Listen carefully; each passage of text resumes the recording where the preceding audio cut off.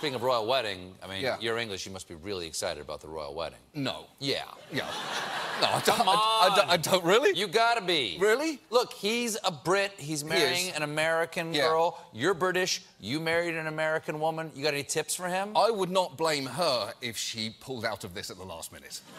I don't think you need to have just seen the pilot episode of The Crown to get a basic sense of she might be marrying into a family that could cause her some emotional complications.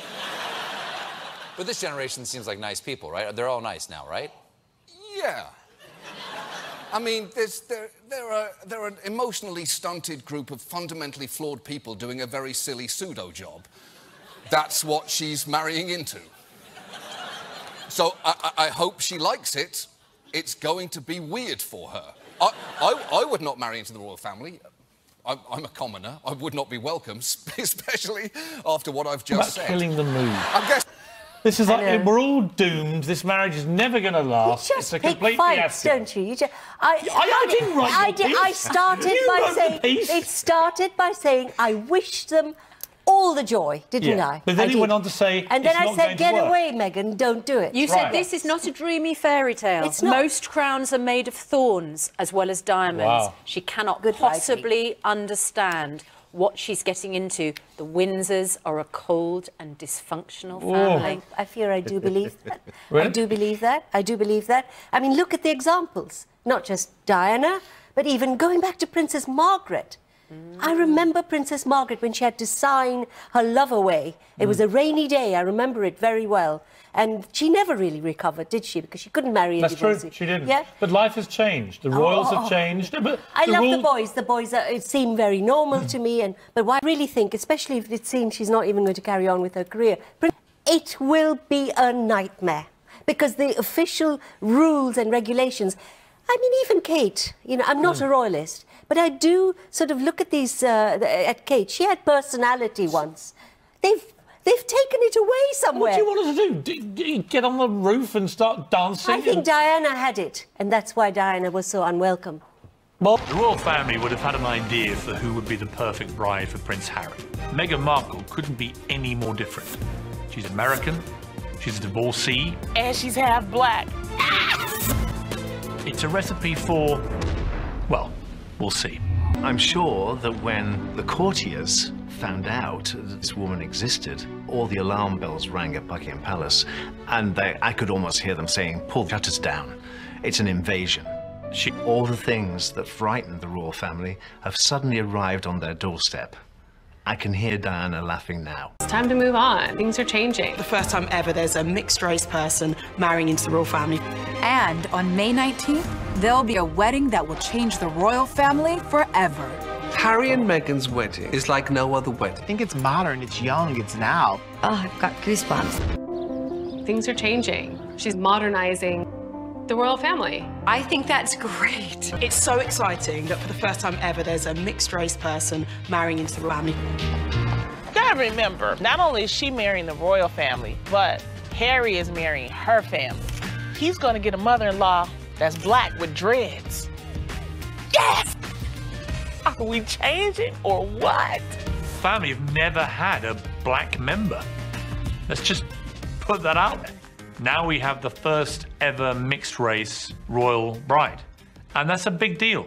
The fact that there's now an interracial relationship within the British royal family is hugely significant and something that should be celebrated.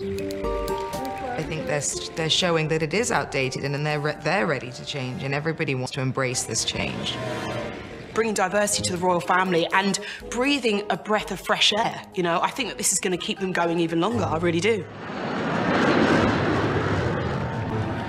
Now that they have opened their doors to her, certain members of her future family will have to tread carefully.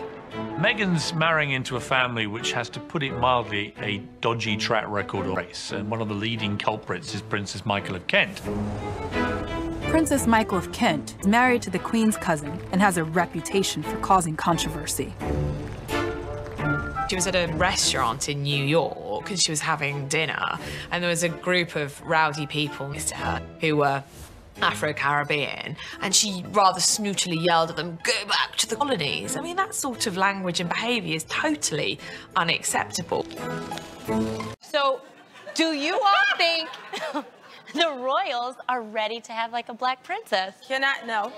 No? The grandmother's not. The grandmother's not? No, 100% she's not. I think they're very old school. But Okay. I think, first of all, it's amazing. Yes. It's a beautiful story, and it's time. Yes. Can you imagine if you be Harry and I'm gonna be the Queen Elizabeth, since I got this on, right? And you telling me about your girlfriend? Okay.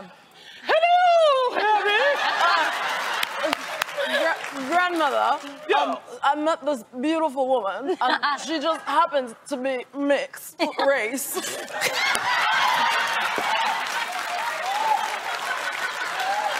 Oh my God. That's how you think she would react? I was not ready. I wasn't ready either. I wasn't ready, but yes. That's the reaction And you think some she of would her have. dentures probably would have came out. But can I say, you live in London I think too, yes, I think it's okay for him because he's always been the black sheep. So you know. Oh my God, I just got it. So and living in London, there's so many mixed babies and couples Very and common. races and I think it's cool and I think it's time and it's time.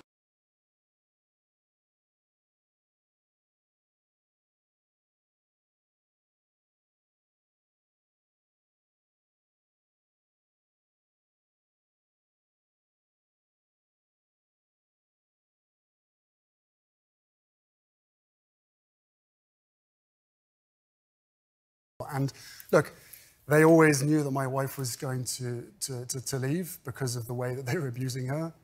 But I think the most embarrassing thing is that I just decided to leave with her. We were forced to leave. We left in 2020. We moved out, we fled my home country. We moved to California. And for 12 months during lockdown, where we said literally nothing, it was relentless. And that was a real eye-opener for me. I never thought that we'd be away from it completely, but I did think that we would get some form of peace. But that's when I realized that actually our mere existence outside of that institutional control was more of a threat. Let's just focus on the last 6 years. The level of planting and leaking from other members of the family means that, in my mind, they have written countless books. Certainly millions of words have been dedicated to trying to trash my wife and myself, to the point of where I had to leave my country. At that time, I didn't fully understand how much or how complicit the family were in that pain. The privacy of your most nearest and dearest without permission. That'll be the accusation, right? That'll be the accusation from the people that don't understand or haven't or don't want to believe that my family have been briefing the press solidly for well over a decade. When I work in newsrooms, it's a fact that every anti-Harry and Meghan story comes from Kensington Palace. But why? Much of the negativity towards the couple is coming from within the royal family. The royal family and staff of the royal family are the ones that are very often leaking these stories to the press. I mean, they can deny it all they like till they're blue in the face, but there's been an awful lot of leaking, particularly from Kensington Palace. I was told I could say what I want about Harry and Meghan, but I had to lay off William and Kate. That was the instruction from the editor. Although, my job is to report on the royals and to be, sometimes part of their PR spin and be positive about them. The palace has a history of swapping stories. So if I am a reporter and I come to the palace and I say, I've got this pretty scandalous headline about William, the palace would swap out that story for a story about Harry. They'd say, I'm going to give you this story about Harry if you'll kill this William story. So this has been going on literally for 20 years or so. Harry has been a victim of this forever. Frankly, he was thrown under the bus as a teenager by Camilla's, Charles's great drive to have Camilla rehabilitated. And so great relationships were made with the press and with the media so that Camilla's path would be smooth. And it took years and years and years, but it eventually happened. And along the way, Harry was collateral damage in terms of thrown under the bus with stories. And, when you think about it, Camilla is Nobody says it, but in terms, you could be seen as the wicked stepmother. We do know is that it's a PR strategy that the palace has done for decades. The palace absolutely has to paint Kate in the perfect light. And if that means running over Meghan Markle, to them, it's justified. Kate is going to be queen one day. So they're doing everything in their power to keep her innocent and pure. William and Kate are very well respected. They make rounds of the people, and loads more people would rather see him instantly step to the throne than Charles. Or are they just better at hiding the truth? Because there are some quite fruity stories about William too, if you want them. Really? Yes, not that we can go into detail here, Allegedly. obviously. Oh. Hello, lawyers. I don't know. Always fruity stories. You know, there are very fruity stories about that. But this is not a battle. It's not a comparison. Let's move on. We've done enough Harry and Meghan bashing. The royal family manipulate the media. I'm talking about the print media, the British print media, in a way you simply would not believe. So, for example, in the mainstream press, it is verboten to write a piece in support of Meghan and Harry. It is an absolute dictum, spoken and unspoken, that the newspapers do not want and will not print pieces that are wholly positive to Meghan and Harry, and you cannot write anything negative really about William or Kate. This is because of the deals that have been done between the palace and the editors of these papers. Okay. If you look at the Telegraph Act, you will see 4 or 5 pieces in absolute eulogising praise of the Princess of Wales. And then the chances are on the same day, every piece about Meghan and Harry is negative. They literally take a baseball bat and bash this couple to pieces. The books that I've written about the monarchy is that the reason the British monarchy has survived and prospered when other European monarchies has failed is they are utterly ruthless, and their absolute goal is you have to have the spotlight on the monarch and the heir, and anybody else who comes into the picture and takes too much of the oxygen or too much of the limelight, you see is pushed out. We saw it with Diana, we saw it with Fergie, we've seen it with Harry and Meghan. They were too threatening as a unit to Kate and William.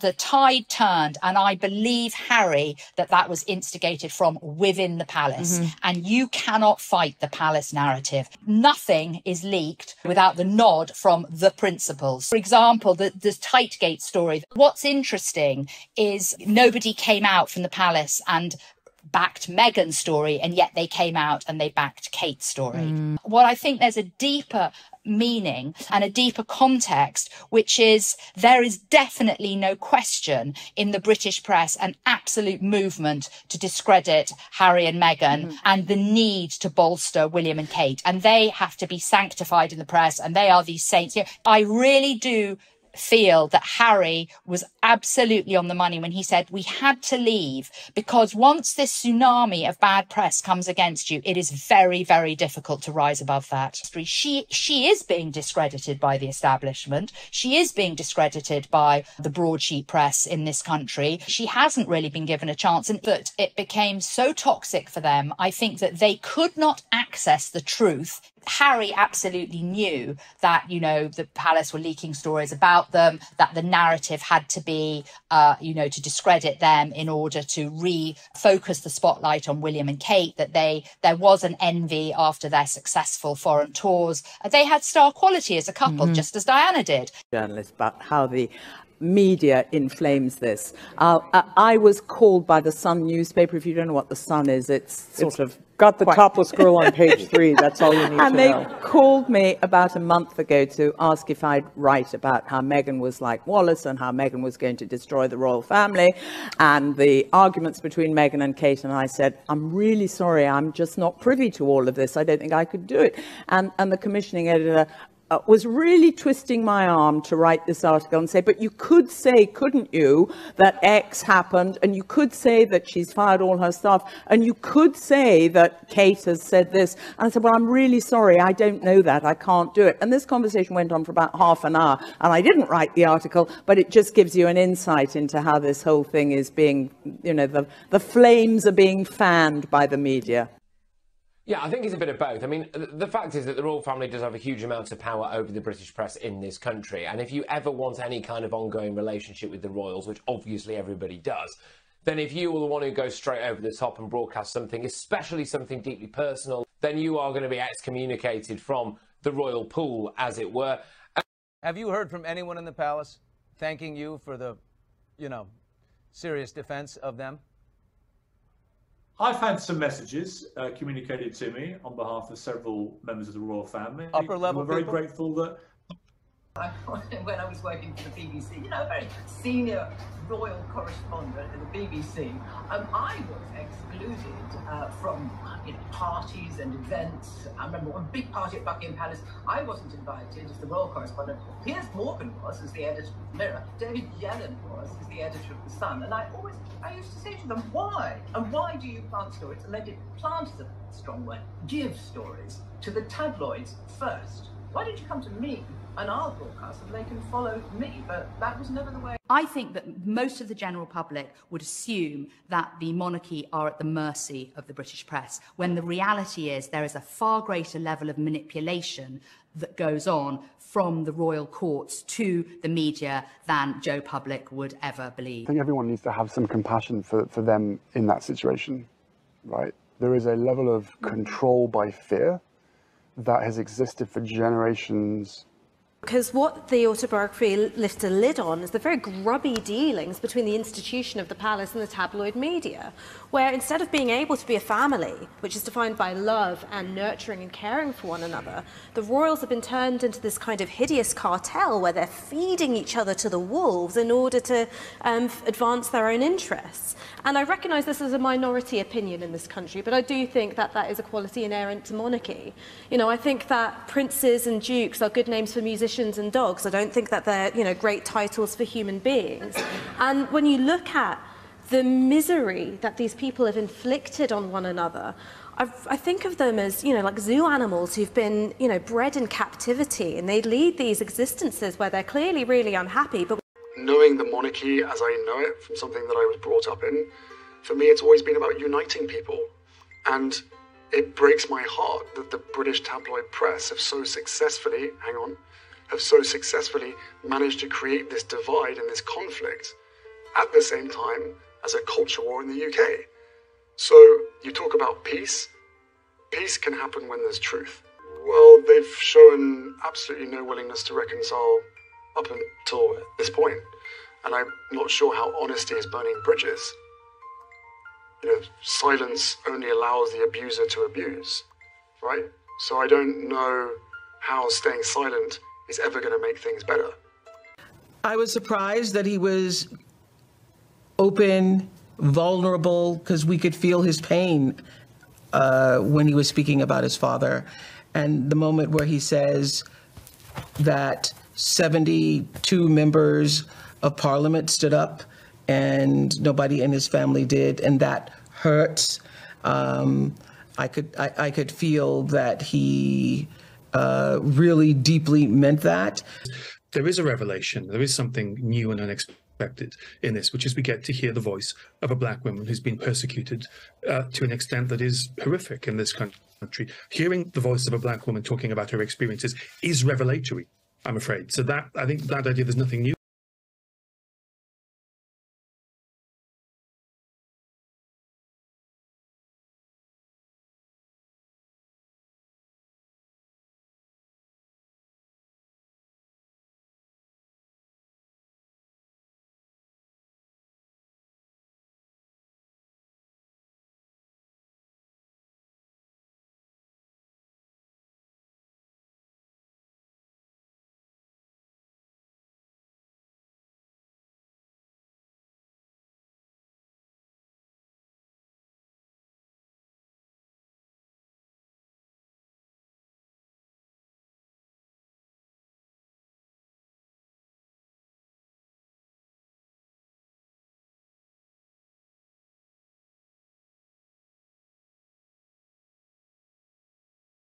They can't go too all out on Prince Harry.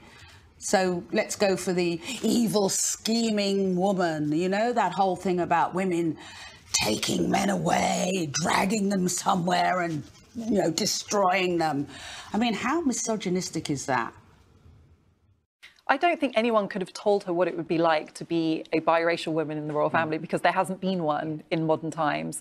And the thing about her, it's not just her heritage, it's the fact that she's owned her heritage. She's not sought to downplay it and said, oh, I don't see race, it's fine, just forget it, just pretend it's not there. She said, my mother's African American and I'm proud of her heritage. Similarly, her feminism, which I think is also a big part of the hostility that she's experienced from the tabloid press. She hasn't kind of swept it under the carpet. She said, I'm a feminist and I want my activism to relate to who I am as a feminist.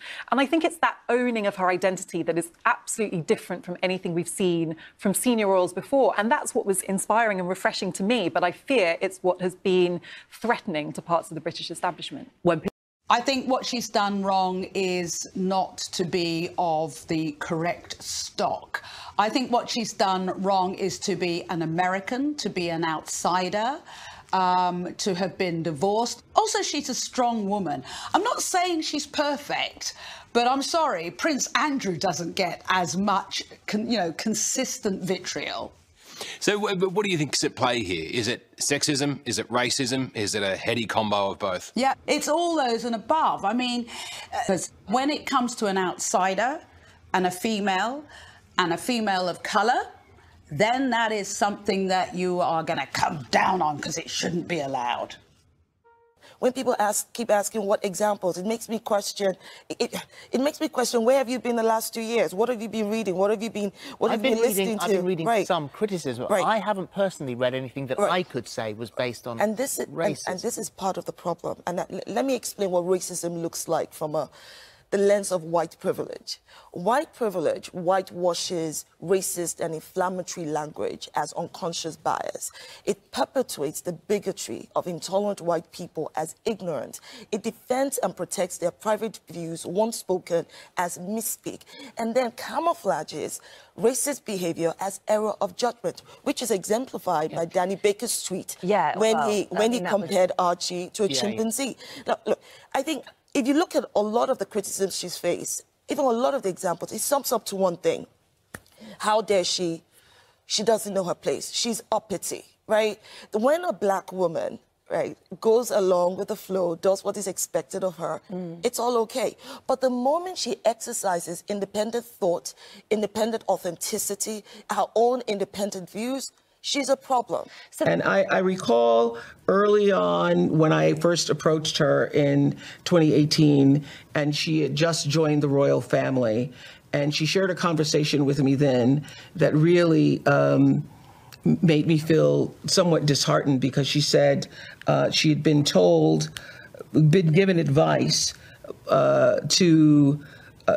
that it would be best if she could be 50% less than she was. Wow. That was the quote. If she could be 50% less. And I remember hearing that in 2018 and said specifically to her, I don't know how you're going to survive being half of yourself. Part of this family and the platform that comes with that is an incredible responsibility that I take really seriously. I think the way Meghan tried to work in the palace didn't fit in with how other members of the royal family worked. I know aides who have one meeting a month with their principals. Harry and Meghan were popping in and out of the office almost every day for briefings and updates. I think they felt that she'd come in and, kind of be a sleepy little royal. But Meghan was like, no, I need to know the people, the places. I'm going to talk to people. I need to know nationalities. I need to know languages. There have been reports that she comes to meetings with tons of questions and binders, that she does the work ahead of time. She's aggressively emailing her staff at 6 in the morning. She couldn't do anything right. Now, if every American got in trouble because they sent emails too early in the morning, I'm like, isn't that what you're supposed to? Charm that was her hard work and her perseverance was being turned into a problem for the royal family. I cannot believe it's 2020 and we're still faulting women for being ambitious. Let's look at the way she has been compared to, let's say, Kate. So I'm going to give you 3 examples. This is pointless what you're about to do. You're about to take 3... Well, hang on. Ayesha put her on before you dismantle it. You invited me onto the show. Off you go. I took up the challenge. Absolutely Come on, show some manners. You're going to do Mr. 3 Morgan. positive stories about Kate, 3 negative ones about Meghan. I could do exactly the same in reverse. Why don't we let Ayesha do that first? The point is about contrast. She is portrayed by certain bits of the press, not all the press, certain bits of the press, as being some sort of witch that has got into Buckingham Who's called her a witch? I said like some kind of What have they actually witch. called her? They have called her all kinds of things.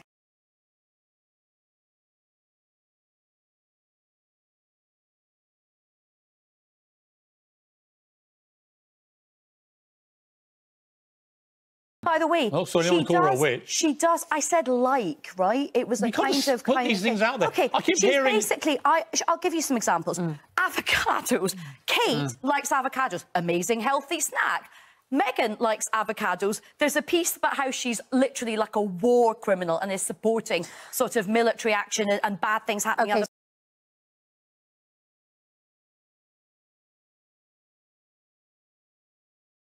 Then there's the thing about how the bump was cradled.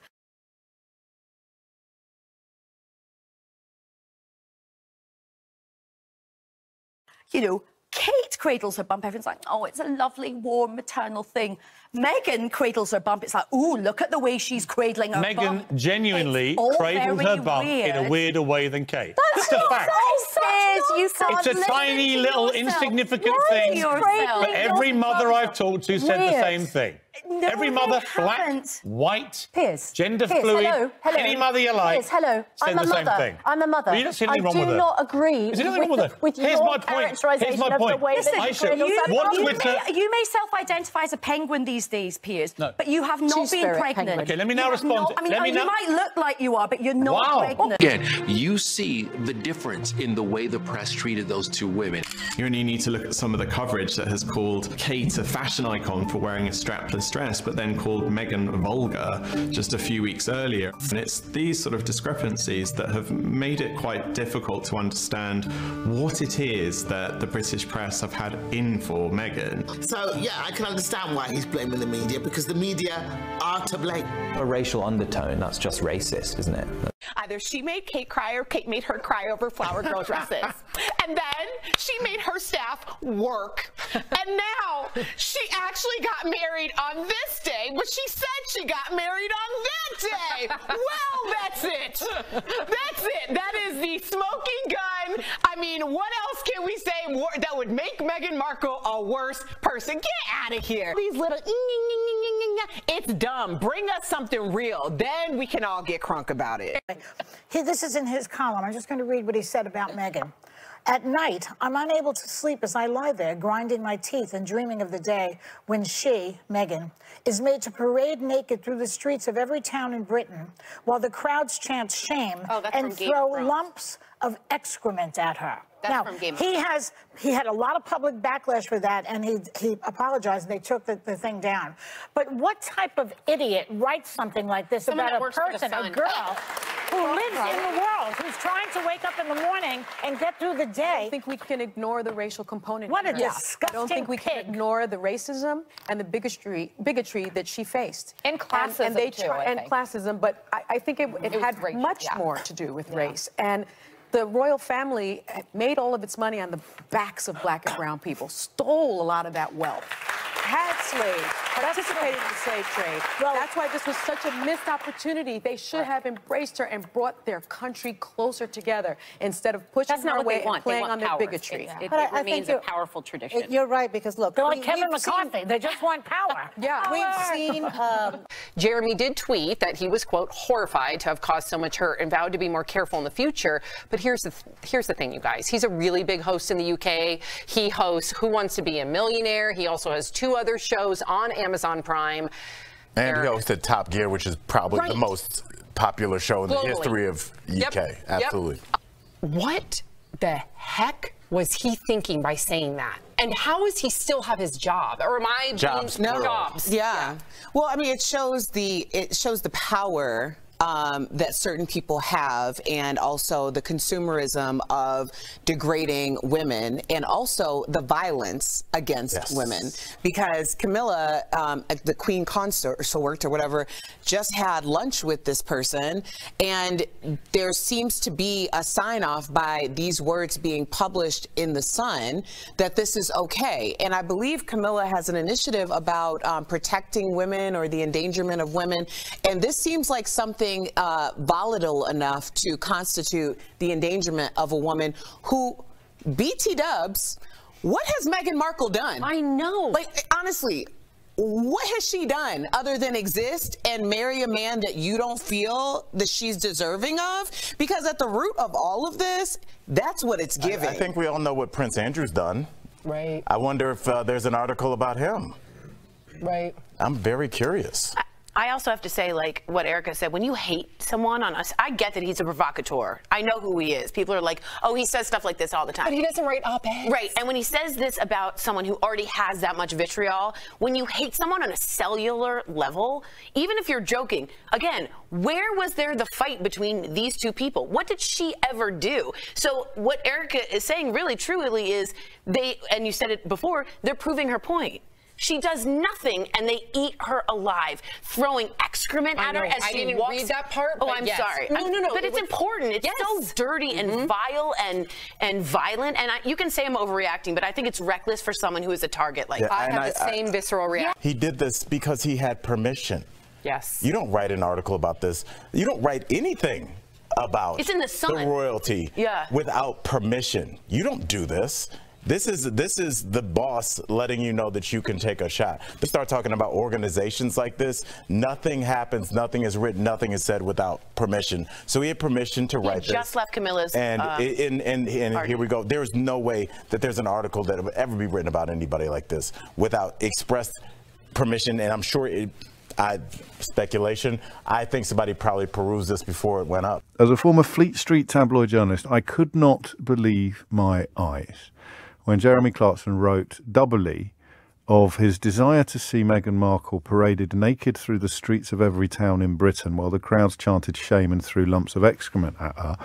But in terms of base misogyny, I found it even more remarkable that he talked about hating her even more than he hated Nicola Sturgeon, whose only offence seems to me, from Jeremy Clarkson's point of view, the fact that she's a woman. Or possibly the fact that he's Scottish and independent and strong-minded. And, of course, Rose West, a serial killer. If the story's still bubbling away a month later and he's apparently facing the end of employment with an organisation like Amazon, he's obviously decided, completely coincidentally, that he needs to return to the fray and offer up a more fulsome apology, which reads as follows. Usually I read what I've written to someone else before filing, but I was home alone on that fateful day and in a hurry. So when I'd finished, I just pressed send, and then when the column appeared the next day, the landmine exploded. It was a slow rumble to start with, and I ignored it. But remember, this is an absolutely deep and sincere apology. But then the rumble got louder, so I picked up a copy of The Sun to see what all the fuss was about. This is weird. We've all been there, I guess, in that precise moment when we suddenly realise we've completely messed up. You're sweaty and cold at the same time and your head pounds and you feel sick. I couldn't believe what I was reading. Oh, got something in common. Had I really said that? It was horrible. I knew what had happened straight away. I'd been thinking of a scene in Game of Thrones, but I'd forgotten to mention this, so it looked like I was actually calling for revolting violence to rain down on Meghan's head. I was very angry with myself, because in all those controversial days on Top Gear, when I was accused of all sorts of things, it was very rarely sexism. Yeah, that's right, because you compared her to two men, didn't you, when you talked about hating her on a cellular level? You said I hate her more than Fred West and Rishi. Oh, no, you didn't, mate. You chose women. But you're definitely not a misogynist. We never did women can't park gags, for instance. Is it too late to get them canonised? They never did women can't park gags on Top Gear. Is it too late to put him up for sainthood, do you think? Is it? Or suggested that powerful cars were only for men. Yeah, there's a big shock here. Television presenters trying not to alienate potentially half of their audience. I'll give the man a medal. And I was thrilled when Jodie Kidd and Ellen MacArthur set fastest ever laps in our reasonably priced car. Pardon? What? You compared her to a serial killer and said you preferred the serial killer, and you think the fact that Jodie Kidd drove a car quickly round a track on your old television programme somehow exonerates you from the allegation of misogyny? Mate, I think you should have read this to somebody before you sent it. Never mind the actual article. But he's not finished. He says, I'm just not sexist. Which is, of course, what all sexists say. And I abhor violence against women. And yet I seemed to be advocating just that. No, pal, you were not advocating just that. You were... you weren't seeming to advocate just that. You were advocating just that. And for a man who abhors violence against women, how could you possibly hate someone who has committed no violence against women more than someone who killed several women after torturing them with her husband? Nothing says I abhor violence against women than saying, here's a blameless princess who I've got a problem with for reasons I can't really explain, but I had dinner with her mother-in-law last week, and I hate her more than an actual serial killer, but I abhor violence against women. Oh, and Ellen MacArthur once drove a car really quickly around a track on a television programme I used to present, so how could I possibly be a misogynist? It's pathetic. You know, I think that when they were married, it was a beautiful day. Right. And people were celebrating how you saw this woman of color now in the royal family, gospel songs sung at the ceremony, the Queen sitting there. And then the reaction was so much acrimony and just looking to treat her differently. And people, whether you're in the UK or around the world, that was always treated differently, understood what Meghan was going through. It was somebody black working in the C-suites for the first time, and they treat you differently. Or someone walking down the street. And I think she became a symbol not of her own making. When you see the kind of mean-spirited article this guy wrote for no reason, drag her through the streets and all, yeah, fine, you can apologize, and many of us have said things not at that level that we could apologize for, but what makes you feel that you can say that in the first place? Right. And I think that in many ways they exposed what was already there, and then people tried to blame Meghan for they are being exposed.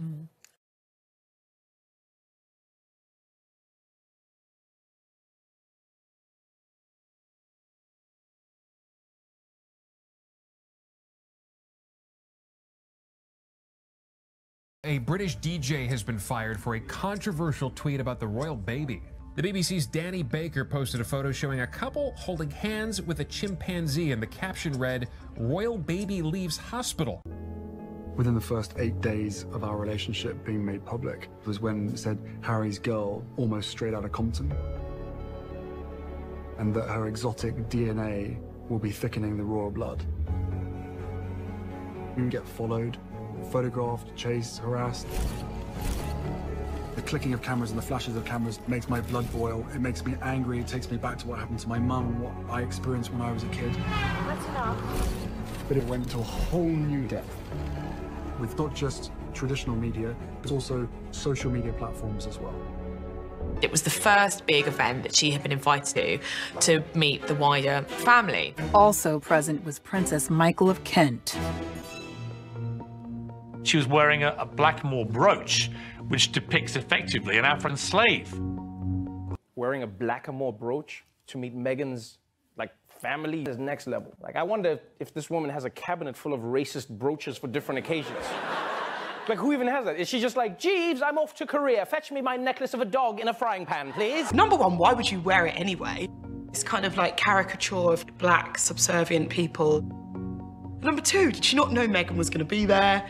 It's so awkward. So what on earth Meghan thought about that, God only knows. As the Duchess left the banquet, a press photographer captured an image of the brooch. Immediately, there's a storm of controversy that created international headlines and massive embarrassment for the royal family. She's got to know. She had to have known, and I found it really offensive, and I felt bad for Meghan. And I'm glad that the attention was brought to it. She had to apologise, and I hope she apologised to Meghan in person well. You know, at the end of the day, I'm really just proud of who I am and where I come from, and we have never put any focus on that. We've just focused on who we are as a couple. You are dealing with people like Princess Michael of Kent and others who have a, frankly, not very impressive record when it comes to talking about matters of race.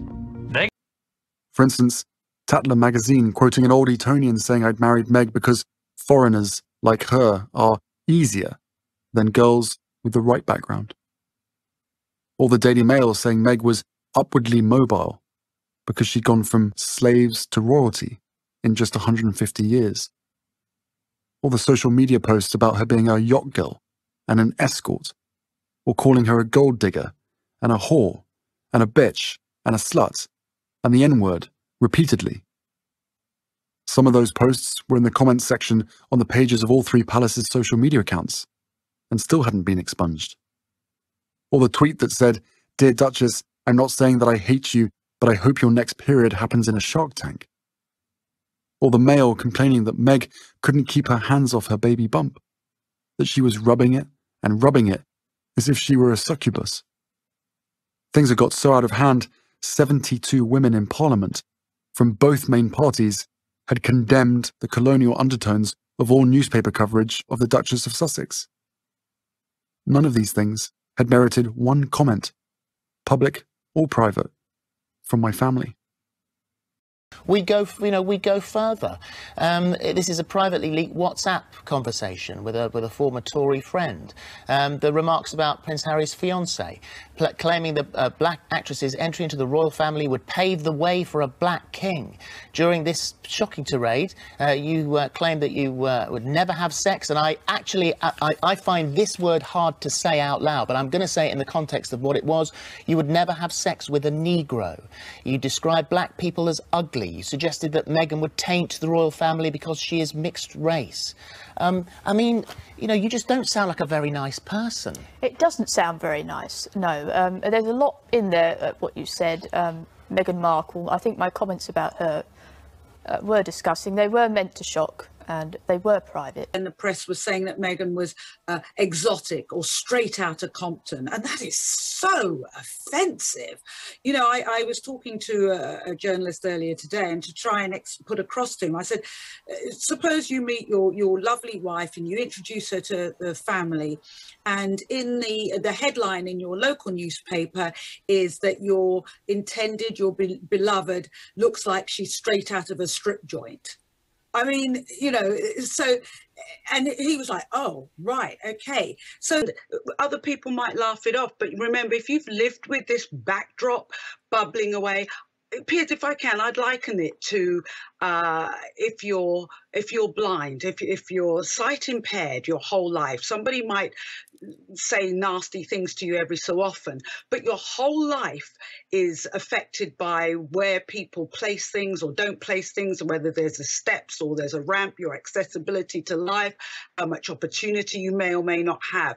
I don't think she was ready for this at all. And I actually don't think Harry was either. From the beginning of Meghan's relationship with Harry going public, there were references to her being somehow associated with gang crime. No, there weren't. I know that piece. There was no, hang on. You can't just say this. No, this is an article about where she grew up. That she came from gang-scarred Compton. Where did she grow up? There was the question of whether there would be a hail of bullets if the royal family came to visit. Where did she grow up? She grew up in Los Angeles. Where? In Compton. No. She didn't. She grew up in Crenshaw, which is 10 miles from Compton. Right. I live in Los Angeles for a third of the year. I spend a lot of time in Los Angeles as well. Well, you clearly don't know your Comptons from your Crenshaws. I know Compton and right? I know Crenshaw. And she comes from the border of South Central LA, which is one of the most gang-infested areas of the world. Clearly, when it was revealed who she was and what her background was, it was an interesting story that's where she's from. She herself said that until she became this princess, she never regarded herself particularly as black, and that's understandable.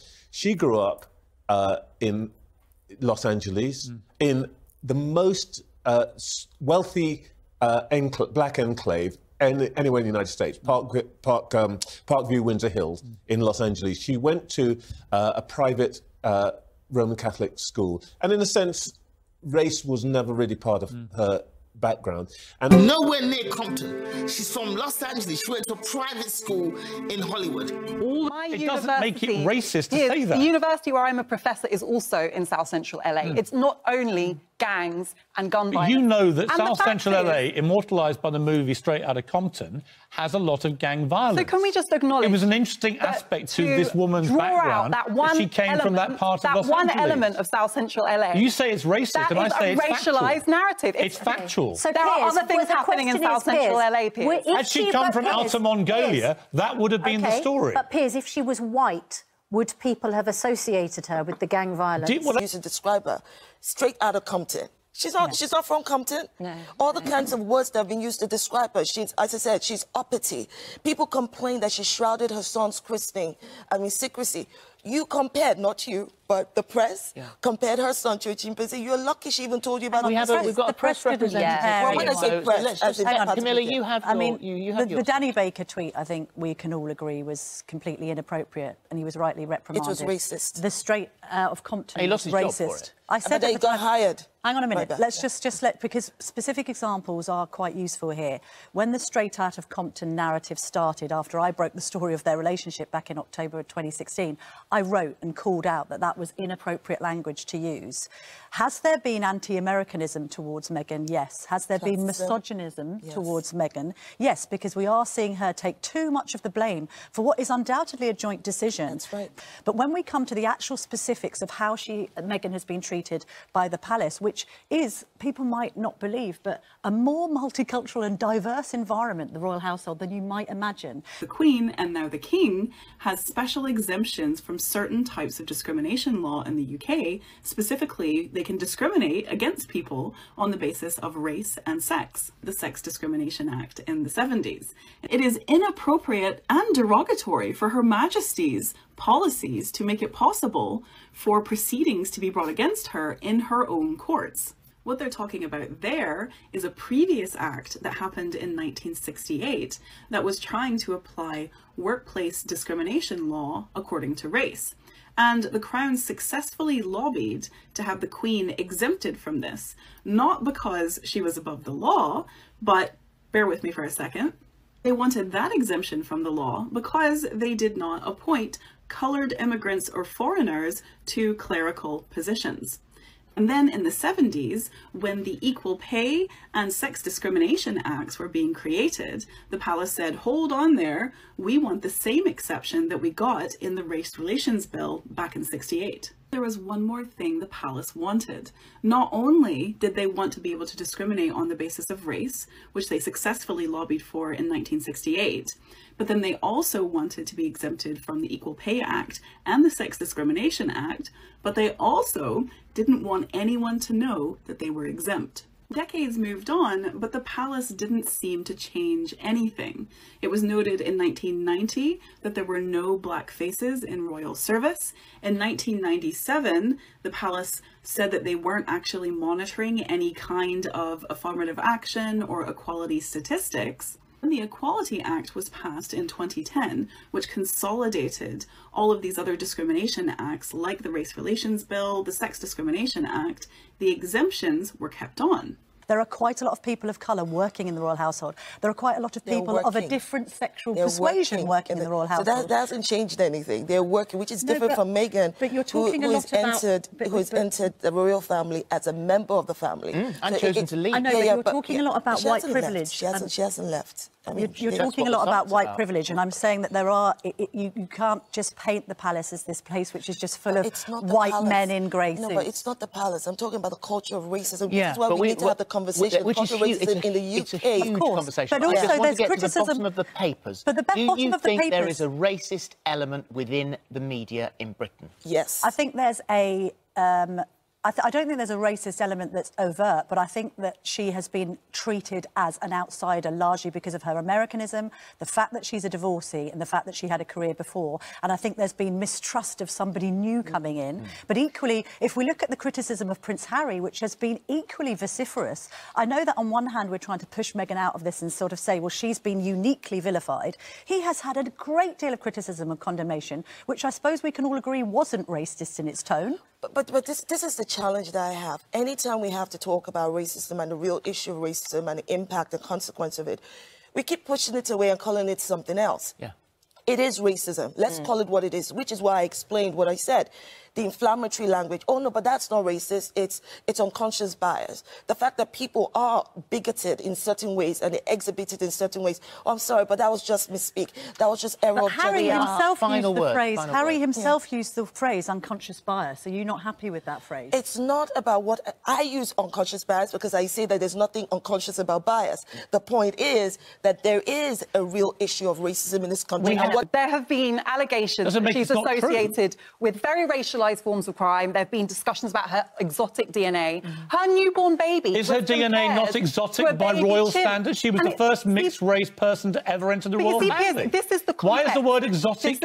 Why do you take exception to the word exotic? Because it others her and associates her with a history. She's an African-American joining a white royal family. As other and the word exotic is not derogatory. Well, listen, I'm a woman. You can't just say these things are racist when they're not. I'm telling you, as somebody who's lived the experience of being a person of African heritage in this country, that there are narratives that are regularly used. You see racism by in people everything. like you. No, I don't. No, but are you accusing me of being racist? I'm saying that the narratives you're perpetuating, yes, they're racist. Really? Where have I been racist? Where have you been racist? Tell me. I mean, I come on here usually to discuss debate. Name one example of me being racist. On the side of racism. No, you can say it, but then you have to prove it. Where have I been racist? What do you think about the British Empire, Piers? Huh? The British Empire. Well, what do you mean? What do you think of the British Empire? What do you think about it doesn't exist anymore. Do you think that it was positive that Britain went around the world trying to civilise people that regarded as savage? I think it had positives and negatives, as I've always said. And what do you think is the legacy of that project of telling people of African heritage that they were closer to savages? Do you think that entire history, which ended, by the way, in the 1950s... I think a lot of it was deeply flawed and irrelevant. And I think a lot of it was good, like most people. So the royal family... Why am I a racist? But because you... Listen, my definition of racism is that we've inherited a very racialised history. Either you're committed to trying to dismantle and change that history of racism, or you're part of it. Where has the media been racist about Meghan Markle? The media has wholeheartedly thrown itself, not all the media, but sections of it, especially the bits that you work for, Piers, wholeheartedly thrown itself... The bits that I work for, wow. Behind, thrown itself behind continuing that project. Okay, Afua, you said all this in the New York Times. You say we're demonising a woman of colour. You're the one bringing race into this. I've seen no... That's actually Prince Harry made a statement about how racist British media has they are driving a narrative that this is all driven by sexism and racism, which I think is completely grotesquely wrong. So is Prince Harry someone who sees everything as racist? I think he's being encouraged to, yes. By people like you. And this is another racist by people like you narrative, going to the New York Times and basically telling the Americans that we're a racist country driven by racist media, and that's what this is all about. Do you not see anything wrong with you? You can't name a single example. I've just given you 3 or 4. No, you haven't. Right, should we go through them? Well, the straight out of Compton was one of them, Piers. She literally comes from, as the Mail put it, nearly straight out of Compton. Her baby compared to a baby chimp. And when people like me said that was a racist joke, then people like you said that wasn't racist. Danny Baker was a BBC broadcaster who said, and I have no reason to disbelieve him, he had no idea about the background to Meghan Markle. But she had African heritage. Danny Baker is not remotely racist, as anyone who knows him knows, right? Danny Baker was unceremoniously beaten up on Twitter. Within 7 minutes, he deleted it, so I'm terribly sorry. I had no idea. Did you acknowledge that that was Wait a minute. He then got fired and vilified. That's what happened to Danny Baker. Why? Right. Why did he get fired? Why was there an issue with that He got fired tweet? because he put a chimpanzee baby out as a tweet without knowing, as he said, without knowing anything about Meghan Markle's background. Imagine yourself in the position of the only woman of colour in our lifetime to be a senior royal, who is vilified by the press, as they vilify all the royals regularly, to be fair, but is in an especially vulnerable position because she's the visible difference about her is her African heritage. And then on top of that, there are slurs used against her that have Sarah, you've defended... Sarah, I had a chance to come in. In response to your question, Carol, you know, my issue is that everybody makes the person who does the racist thing the victim. So you're asking, is it right that he was sacked? Greg's saying he's a nice guy, he's going to lose his job. You know, how is he the victim in this scenario? This is a pregnant woman who had to arrange new levels of protection because of the amount of racist abuse she was receiving, which escalated when she announced she was pregnant. She's always had racist abuse, but when she announced her pregnancy, it multiplied because there is so much toxic racism in our society. That's not Danny Baker's fault. That's not Danny Baker's fault, but what is Danny Baker's fault is that he did something which was so offensive that when I first saw it, I actually thought it was a prank. I just thought nobody who the BBC gives a platform could be stupid enough to say this and not intend it to be racist, because it is one of, and we could talk about unintended racism or microaggressions, this is none of those. This is the most blatant, clear-cut example of racism. It's that generations of people have recognised this as an overtly racist trope. Within people's lifetimes, black people were still being compared to monkeys and dehumanised regularly. So the sacking is right, So I'm not interested in him. I'm not interested in him or what happens to him. By the way, he's already done a show which was more successful than his previous shows since he's been sacked. So if you're worried about his career, then I suspect No one's worried about there's no his reason to. career, per I'm se. not interested What in we're him. I'm talking- worried about the millions of black people who regularly live with this kind of abuse and then have to be in spaces like this where everybody denies it's a problem. That is something that I could not feel more strongly about, and I'm living it right now in this conversation. It's not good enough. A different way to explain, not to you, but to so many people, on why what is being said is so wrong. Right. I've walked into institutions as the only person of colour and experienced covert and overt racism on so many occasions. And why the Meghan interview really resonates with me is because an ex-work colleague, not of this show, asked me if I was worried about the shade of cocoa that my son was going to come out. Right. So I fully understand the hurt that is behind all of that. Right. The coverage of her is not as one of us, but of this strange, exotic being. She's not the all-white, all-wholesome girl that Kate is. The reason that they didn't want any press pictures of Archie after he was born, because they knew perfectly well that all the press wanted to know was what colour was he. And when you're mixed race, what you find, in my personal experience, and there may be other people that may come forward and say this, is that when you are a lighter shade of black, people gain confidence and feel that they can say things to you that they wouldn't say to a black person. If you have two parents, one's white and one's black, as in Meghan's case, and she's pregnant and going to have a baby, is it racist and offensive for a family member to say, oh, what colour might the baby be? I mean, I would imagine in most families that might be a question they think and they might ask, but not in a racist or derogatory manner. Now, tell me if I'm wrong. Piers, why does it matter what colour a child is? As long as a child is healthy. It's just it might just be curiosity, Trisha. In other words, it may not be a malevolent thing to say. Piers, here's another curious thing. People are often, when I've got my hair natural, people are curious about what my hair feels like. Yeah. So they'll come up behind me while I'm doing something and run their filthy hands through my hair. It's only curiosity. They might make comment about my feet or talk about me in front of me. It's only curiosity. But day in any and context day that out, conversation may... We don't know who the conversation was with or the context, but what you're saying is any context in which that kind of conversation happened is automatically racist. if you are working against a backdrop of non-stop stuff, it doesn't take one straw, you know, only takes one straw to break the camel's back. And what gets me is why is everybody else such an expert about racism against black people? I'm sorry, you know, I'm sorry, Piers, you don't get to call out what is and isn't racism against black people. You can call out all the other stuff. I'll leave you to call out all the other stuff you want, but leave the racism stuff to us, eh? She said there was concern. Harry didn't say that. And my question for you is this, and it's a straight question I think a lot of people are asking, because you've been in this position, right? And you've been equally offended. On the receiving end of that question. Is there a qualitative difference between somebody perhaps innocently saying to you, out of interest, if you have one parent is white, one parent is black, you know, what colour could your babies be? Oprah was speechless. Most people are speechless, but I have to tell you, I don't think Oprah, I don't think anyone who watched it, especially anyone, any person of color, is surprised that the British family, that there was racism there. That is what the monarchy is based on. Heredity, hierarchy, a caste system, bloodlines. And so the whole institution is built on a racist structure. So there should not be a, oh my God, the British family is racist. Of course they're racist. That's what the entire monarchy is built on. The racism, the family that is supposed to be in that only by birth. And so far by birth, it's only been white royals on the British throne. That's it. So we shouldn't be like, oh my God, the British family's racist. Yeah, the system is racist. Let me finish. What colour could your baby be?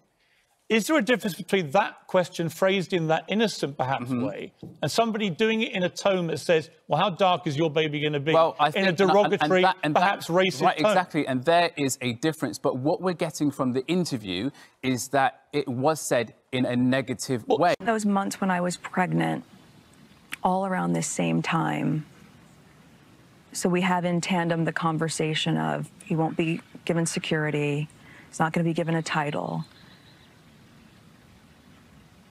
And also concerns and conversations about how dark his skin might be when he's born. What? And who is having that conversation with you? What? So, there is a conversation. Hold up. There's Stop several right now. There are several conversations. There's a conversation with you, with Harry, about how dark your baby is going to be. Potentially, and what that would mean or look like. That was relayed to me from Harry. What was that conversation? That conversation, I'm never going to share. But at the time it was awkward. I was a bit shocked. Can you tell us what the question was? No, I'm not comfortable with sharing. He said that, but he didn't, did he? Listen, stop separating Harry and Meghan. They are a team, quite clearly. Yeah. A very strong team. And I do believe that she backs him up and he backs her up. Yeah. One of the things that has most disturbed this family and the nation up to a point is that not only did the son of Diana marry a woman who was not white and an aristocrat, but also that these two have an equal relationship. And that equal relationship blows their minds. They can't bear it. So, and like I said, tone and language is everything. But is there a when it was said, but let me ask when you, it was said to me, the key word was, are you worried? Right.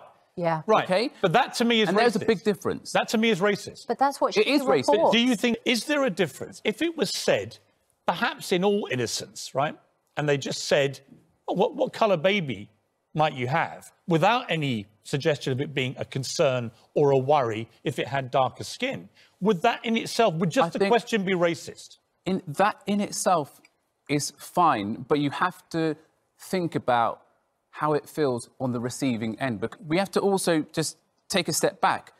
Do you know how much courage it takes to actually speak about racism, to actually call it out? Because I've been in situations where I haven't called out every single bit of racism that's happened to me based on how I've been treated or how it was handled in the past.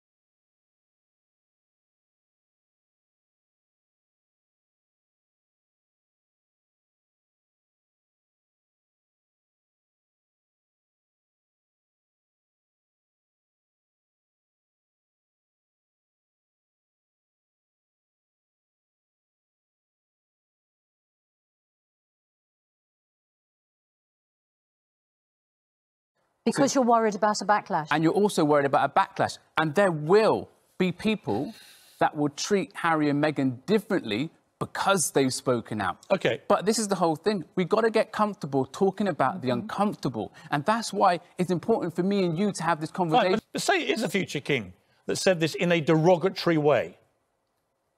We can't have a racist king. We can't. So let me give my reaction to you, Piers, okay?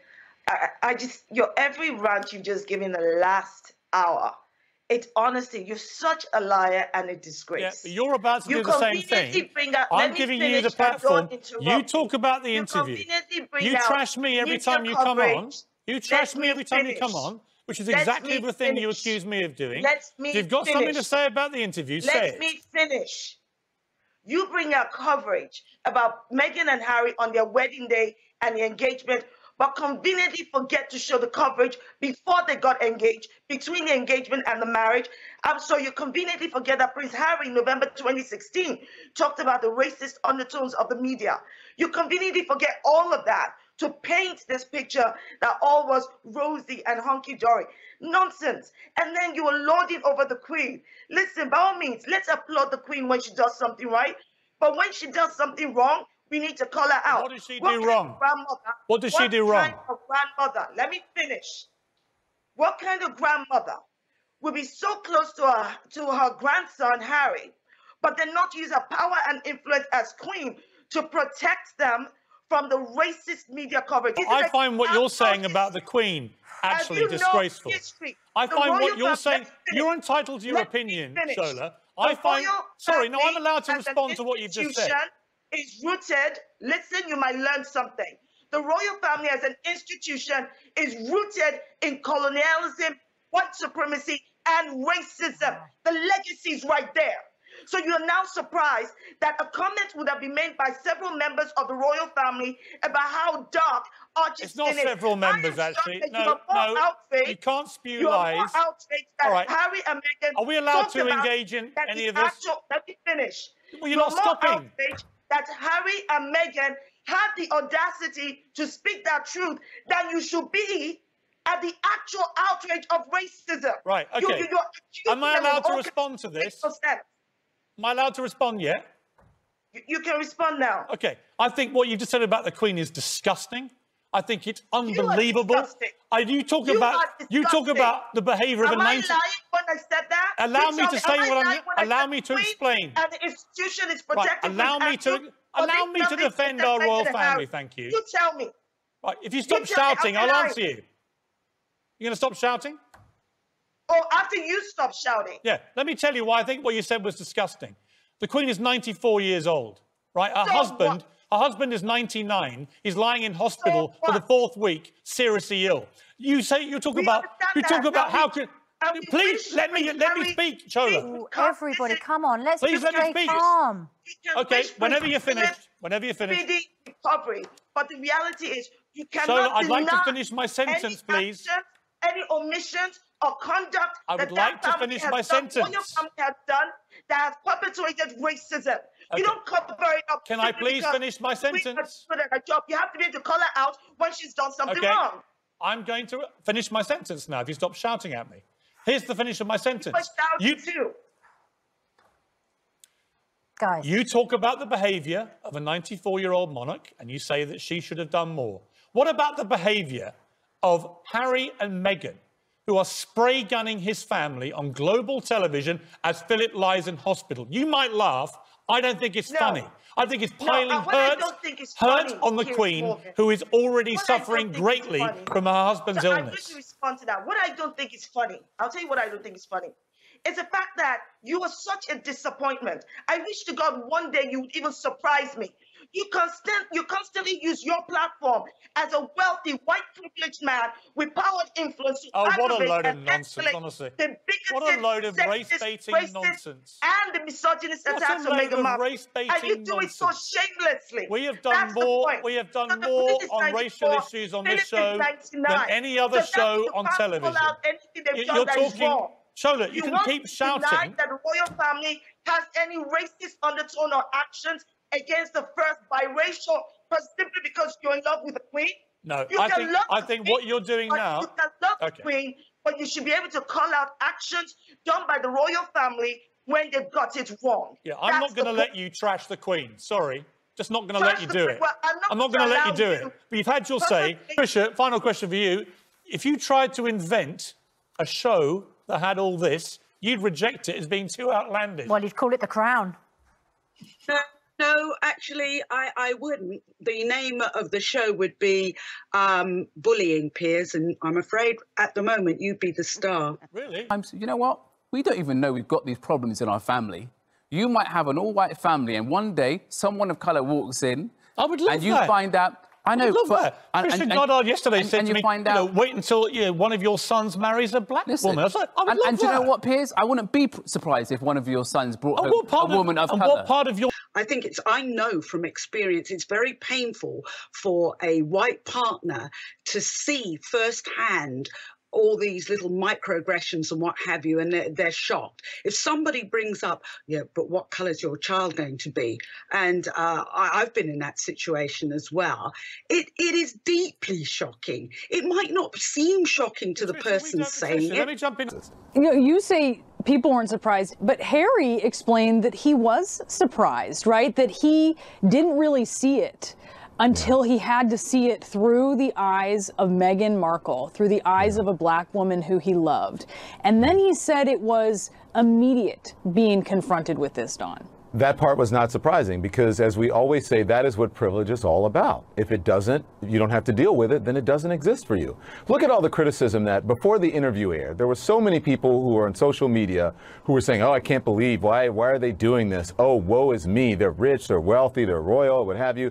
And not even knowing what the interview was going to be about, not even knowing someone else's existence. I wonder why these people always try to explain what someone else's experiences are and why all of these privileged people, most of them on social media, white women, who are criticizing Meghan and Harry and Oprah for what they were about to do, and then the interview as well.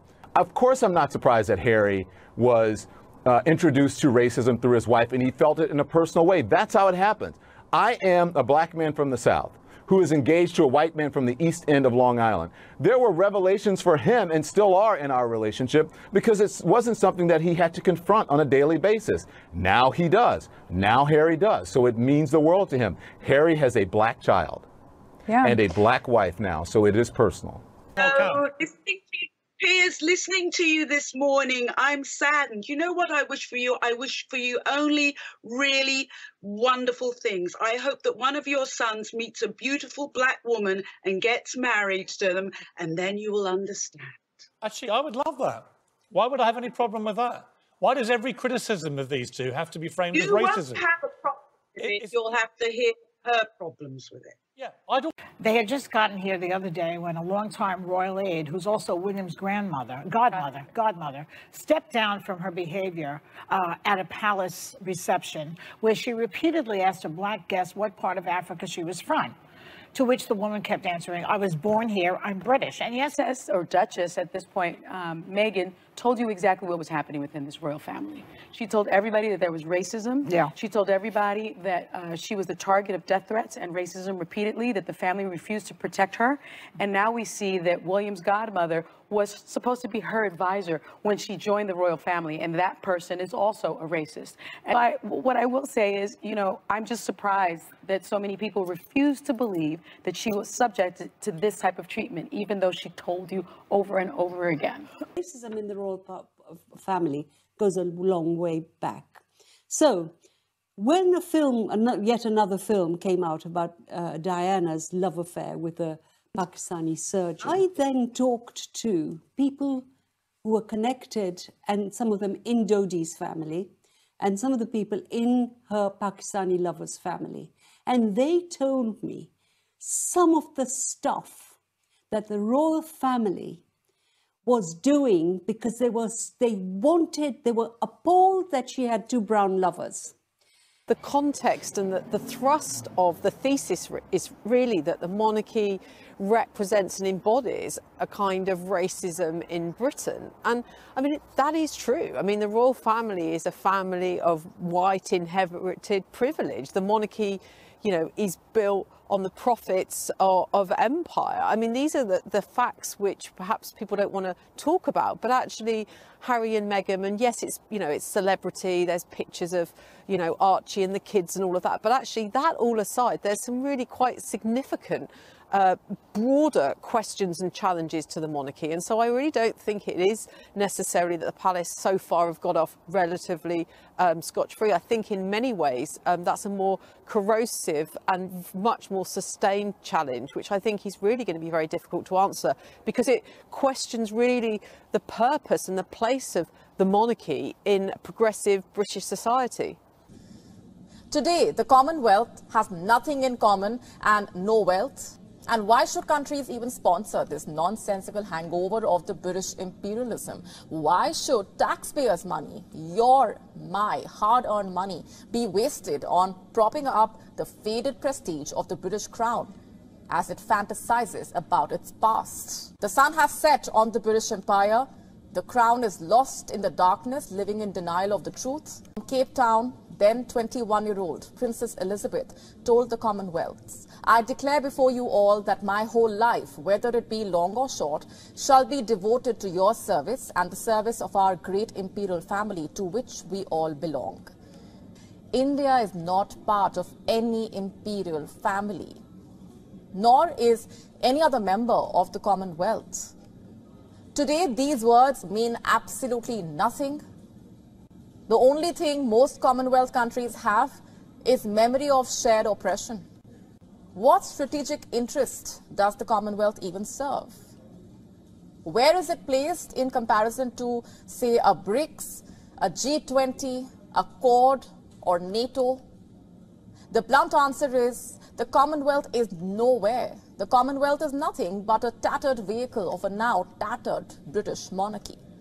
For a country which is sinking economically, politically, socially, for a country that had no qualms in exiting the EU but wants to cling on to the Commonwealth. The people of the former colonies know the truth. The Commonwealth should be renamed Stolen Wealth, for that is the only thing all the countries have in common. Let's move on to some international news, some very important international news. A scandal out of Great Britain. Apparently, there's this law that's been on the books since medieval times in some areas of the country. If you die, you don't have a will, all your shit goes to this guy. Yeah, that's right. Wrong hand, this guy.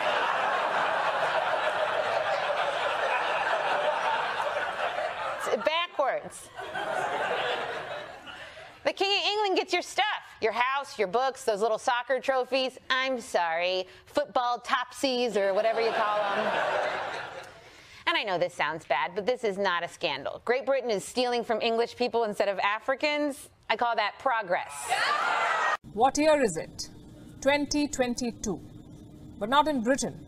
The British are still stuck in the Victorian era, the same delusions of empire, the same arrogance. I'm talking about the Duke and Duchess of Cambridge. This visit is proving to be a royal disaster, almost like a flashback to the 19th century. The noble British rulers visiting their subjects, exploring the mysteries of their colonies. Take a look.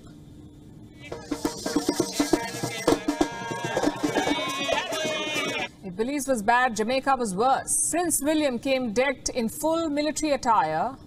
The unusually big hats, the awkward salute, the sword hanging from his waist. None of it represented modern-day Jamaica. It was a throwback to their painful past. Jamaica's Prime Minister probably summed it up best. He said his country wants to move on. And we are moving on.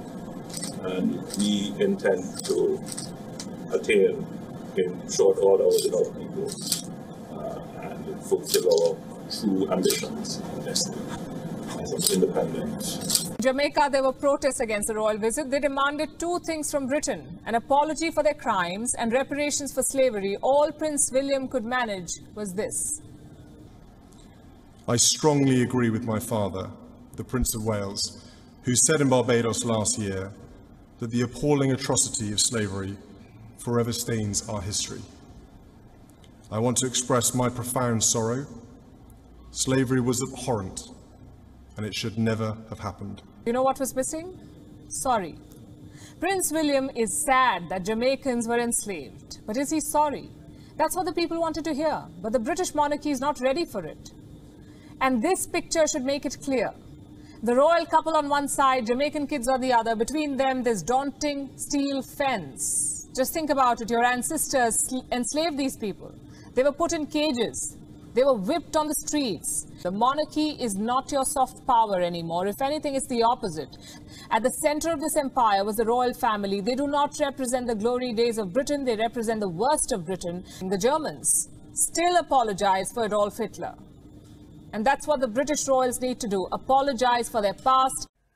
Britain's had kings and queens for more than 1,000 years, and as with US presidents, some have been magnificent, others have been what we might now call problematic. Henry VIII, for example, had very serious issues with what would now be known as toxic masculinity. His daughter, Queen Mary, was quite fond of burning Protestants in front of jeering crowds. Similarly, the British Empire committed many heinous deeds in the context of a darker, more ignorant time. but that all happened in the past. That's how history works. None of today's royal family had anything to do with those problematic issues. So why should they apologise for them? Well, campaigners in the Caribbean nations are again demanding that King Charles issues a formal apology for his ancestors' involvement in the slave trade. They also want financial reparations from today's public purse to compensate them for their past suffering. British royals are now routinely barracked for ancestral sins on every tour that they go on, with demands that they issue apologies to Indigenous communities in Canada and accusations they've crushed the development of Jamaica. This week, the Church of England committed to raising £1 billion for reparations, even as his congregations dwindle and his churches fall apart. The exact same movement's happening across the United States, with an increasing clamour for the descendants of slaves to be compensated for their ancestors' suffering. Now, look, there's no denying that slavery was an evil stain on humanity. In fact, that's why the British Empire eventually made it illegal 217 years ago. But even at its height, very few people actually owned slaves. And one thing is for certain, none of the people who foot the bill today were responsible for any of it. To me, this entire narrative is regressive and divisive. How can we ever be colourblind, judging people by their character, not their skin colour, if we continue to preach that half the world's inherently evil and the other half are to blame for it?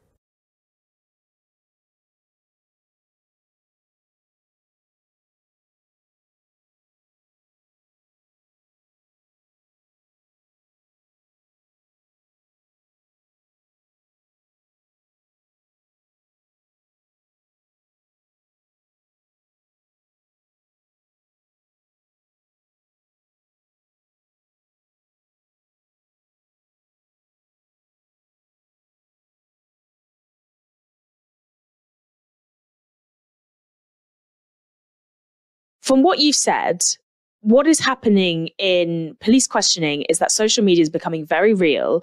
And not only that, but right-wing figures of ethnic minority are leveraging their platforms to be able to attack critics also from ethnic minority backgrounds. How do we as anti-racists or even as leftists handle discussions like that? Because it seems like it's going to come up more and more in the social media age. And now we're seeing these court cases actually prosecuted. I think that's a very, very good question. And you're right. Yes, some of these voices on the right are definitely using the lives and livelihoods and the odd flagrant tweet here and there to pretty much promote themselves and give themselves bigger platforms than they would have otherwise. And it works. It really does work. That we're going to have a black or brown prime minister very, very soon, who's probably going to be as right-wing, if not further to the right, than saying Enoch Powell. And that is no exaggeration, because there's some of the people who are coming right now. One of them, who in particular, so I would say, is certainly much more effective and committed a racist than Enoch Powell ever was. There is racism there, and he was right to call it out, but why do you want to deny it? Give me one example. The slavery links, they're all racist. They're racist. What's that got to do with the royal family? This is a family. Wait, shut up! Shut up! This is I'm going to ask you a question. Give me one example of our royal family being racist. Why were they concerned about the skin colour? Why? Well, why were they concerned? Well, they weren't concerned. They were concerned. That's what Harry has said. You've got to follow the bloody story. You never read anything. You don't know anything. He did say that. Damn it. No one was concerned about the skin tone, Kevin. He was. Stop it. No one was concerned. Have I made that up? Narinda, I know this is difficult for you. Just be quiet for a second. I'm actually tired. JJ, would you like to explain to her why no concern was expressed? So, according to Harry, the person or persons who made the comment, they were not saying it with concern. They said, "What colour will the baby be?" That's not racist. That's just all families do that. You speak to the majority, maybe not all, but the majority of mixed race couples around the world, that the white side of the family would wonder whether talking openly about it or amongst themselves, what the kids are going to look like. The key word here was concern, as opposed to curiosity. That was wrong. I'd say that's racism. Okay, but again, why? But again, they don't even see them, and they're like, what colour was it? But again, Harry himself said that he didn't think it's racist. I think he got scared. I'm sorry. He can't put words in his mouth. He wasn't going to sit there and say, yes, the royal family. Of course he would. Why wouldn't he? Unconscious bias is racism, by the way. Where's your family from? India. Oh, they've benefited from slavery, haven't they? No, you guys benefited from colonisation. Racist! No! Give me another one. There's not one person of colour in the royal family. Give me another one. Not one person. Give me another example. They had one woman of colour. You don't get the answer. They had one woman of colour in the royal family, and guess what they did? Boom! Pushed her under the bus. You can get lost. Sling your hook. We don't want someone of colour here. And they wanted just a white royal family. Why? They had a black person in the royal family. What goes on in your mind? That goes on in my mind, because that's the truth of it. What goes on they in your had mind? a person of colour in the royal family, and they decided to push her aside. And guess what? Talking to the protection, why shouldn't he get protection? So let me ask you this then. He's the son of the king. What can I say? At the start of this docu-soap, I was getting all gushy, loved up feelings, watching the first bit, Harry and Meghan, the love story. You almost got me, you two. But what followed once they'd softened me up was a subliminal onslaught of digs at just how racist this country is. The one that gave them both their titles and afforded them the platform to systematically slag it off. Yeah, good old soft touch UK. Having lived in this country for all of, I think it was, 18 months, at our expense, and most of which she spent in a palace or jetting around the world and doing a handful of engagements where she was received by the British public pretty well, Meghan appears to be pointing out that this backlash she is receiving is because of her race. Very different to be a minority but not be treated as a minority right off the bat. But obviously now people are very aware of my race because they made it such an issue when I went to the UK. But before that, most people didn't treat me like a black woman. So that talk didn't have to happen for me. I'm black. How can you possibly know how that feels? I can no more know how it feels to be a mixed-race woman that looks practically white than you can to be black. What a ridiculous and frankly insulting thing to say, especially given that she feels she's been treated badly. Her mum then actually spoke. I can see why she'd kept her trap shut all this time. She appeared to confirm that Meghan's treatment was all about race. I said to her, I remember this very clearly, that this is about race. And Meg said, Mommy, I don't want to hear that. I said, well, you may not want to hear it, but this is what's coming down the pike. Harry talks about how the other royal brides were treated badly, but with Meghan there is a race element.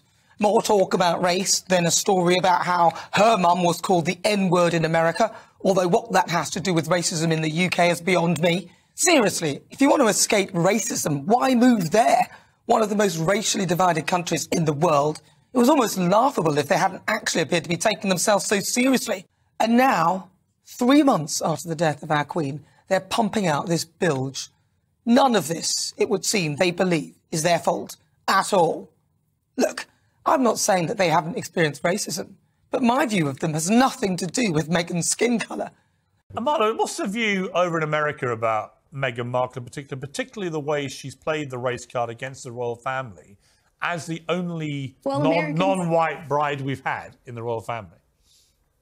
Sure. I would say, for the most part, Americans are not too fond of Meghan Markle. And to Mr. Andrews, she is biracial, much like I am biracial, and we can make the argument that she's constantly going to be seen as black, but the fact is she's a biracial woman. But I think what Meghan Markle carried with her is an idea of perpetual victimhood. She views herself as a victim because she is female. She views herself as a victim because she is black. And when you carry that sort of energy with you and you view the world through that lens, every odd look is going to be racism. Every off comment is going to be racism. Now, I can't speak to the internal dynamics of the royal family, what was said and what was not, but I do know that that's her attitude. Her biggest frustration being part of the royal family. She couldn't curate her image for the public. That's the problem she had, because I think she said she didn't grow up in tabloid culture, fine, but there is a way you can manipulate media in the US to try and sort of portray a certain image. But when you're part of the firm, your first sort of duty is your duty to the firm and to the country. It's not about curating the perfect image of yourself. I completely agree that, you know, there are members of the royal family that are less palatable. I've always advocated that Prince Andrew should be kept in the catacombs of Paris.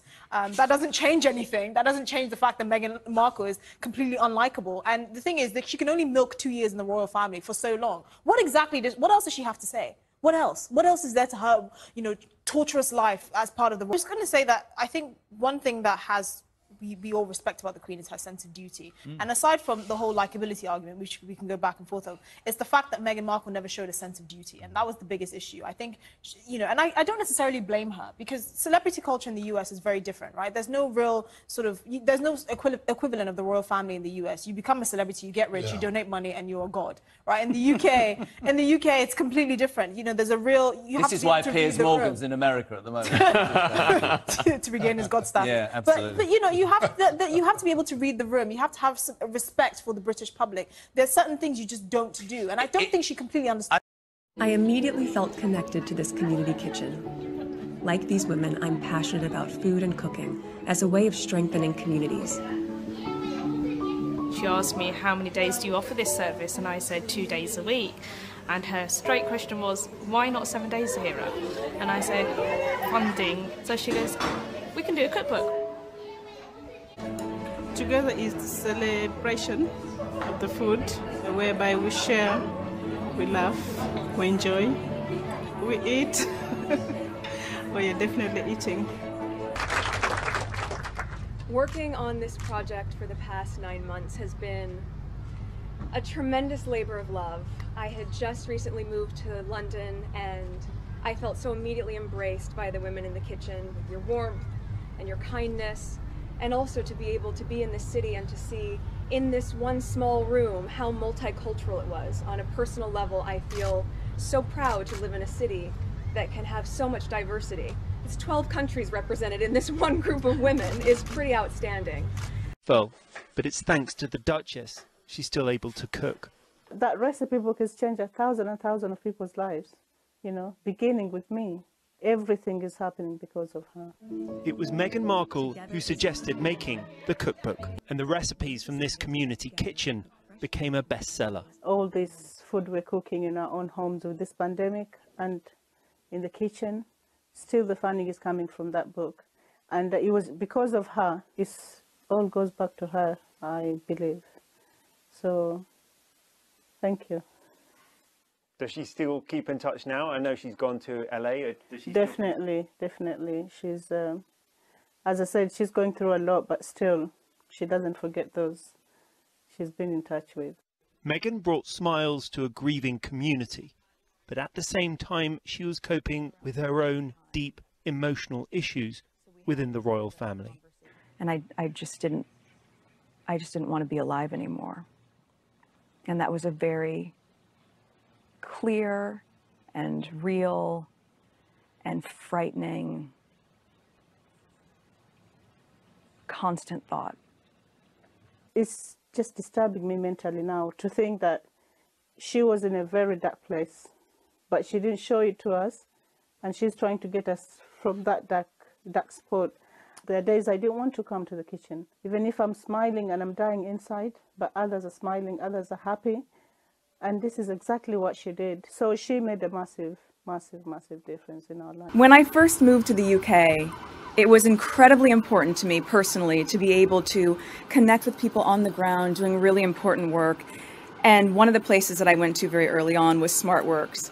Now, funny enough, and purely by coincidence, it was just a year ago at this same time that I was working on a project in Grenfell with this woman at a community center called Almanar, and that's when we put together the Together cookbook. So though this is a year later, and obviously this is fashion, not food, at its core, these are very similar projects because they're about women who are empowering each other, me being able to have the opportunity to meet them, get to know them, learn from them, and then say, what can I do in some small way? How can I try to help you amplify this? How can we make this even better, greater, and more impactful for the women that you're trying to help? So on my visits to SmartWorks, One of the times that I went, I realized there was a little bit of a challenge in terms of styling for the women because we had a lot of donations, but not necessarily the things that women needed to have. I said, okay, well, let's try to work with what we have and make the best of it. And then the next time I went, you'll remember this, there was a rack of about 40 or 50 lilac-colored blazers.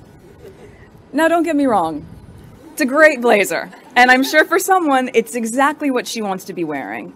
But for most women, when you're going in there and you want to have a job interview and you want to feel your very best and you want to feel confident, you want to be wearing the pieces of clothing that make you feel that way and not the leftovers that didn't sell from the end of a season. And I kept thinking about it as I went home and it didn't track for me. And I said, we have to do something to change this. And a big piece of this is trying to transform the idea of charity to community. And the way that we do that, I think, as people, is when we go into our closet as a woman and you say, I'm going to make a donation, you don't go through your closet and just toss in a box whatever you don't care about anymore. That's charity as we know it today. Community is going through your closet and saying, this is the blazer that I wore when I nailed my first job interview and got my dream job. And I don't need that anymore because I'm where I want to be. But if I'm able to share that blazer and be part of another woman's success story, then that's community. And so when I thought about it in that personal space, I said, on a bigger level, what can we do with brands and what companies would be able to help us convene and come together to really build a collection for the women of SmartWorks that could be the pieces that they need to feel confident going into those rooms. And this is sort of how we thought of the SmartWorks capsule collection. As we've seen this evolve, I think what's been really amazing is to know that these women will now be equipped in a project that will just be a couple weeks, but will give us enough units to be able to have the women at SmartWorks have these key essentials for a year. And that in and of itself, to be able to have one small project that has such big impact is something that I'm really connected to. This is the kind of work that I've been doing for a really long time, and to be able to do it here in my new home of the UK means quite a bit to me. It's also the same vein of work that my husband and I will continue doing, really strong community-based projects. And this is something that we'll be excited to be able to share more about next year when we launch our foundation, Sussex Royal. Harry and his wife Meghan made a surprise visit to Uvalde in Texas, the site of the second worst school shooting in US history. The Duke and Duchess of Sussex met with the family of Irma Garcia, a teacher who was killed in the 2022 massacre. Garcia's nephew says Harry and Meghan spoke with Irma's children about their hopes for the future, and they brought a birthday cake for Irma's sister.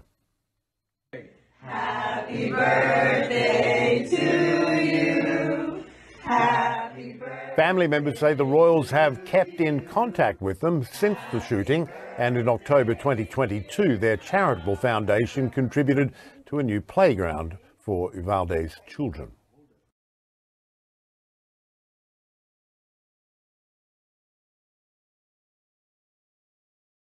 Has she missed a huge opportunity here then?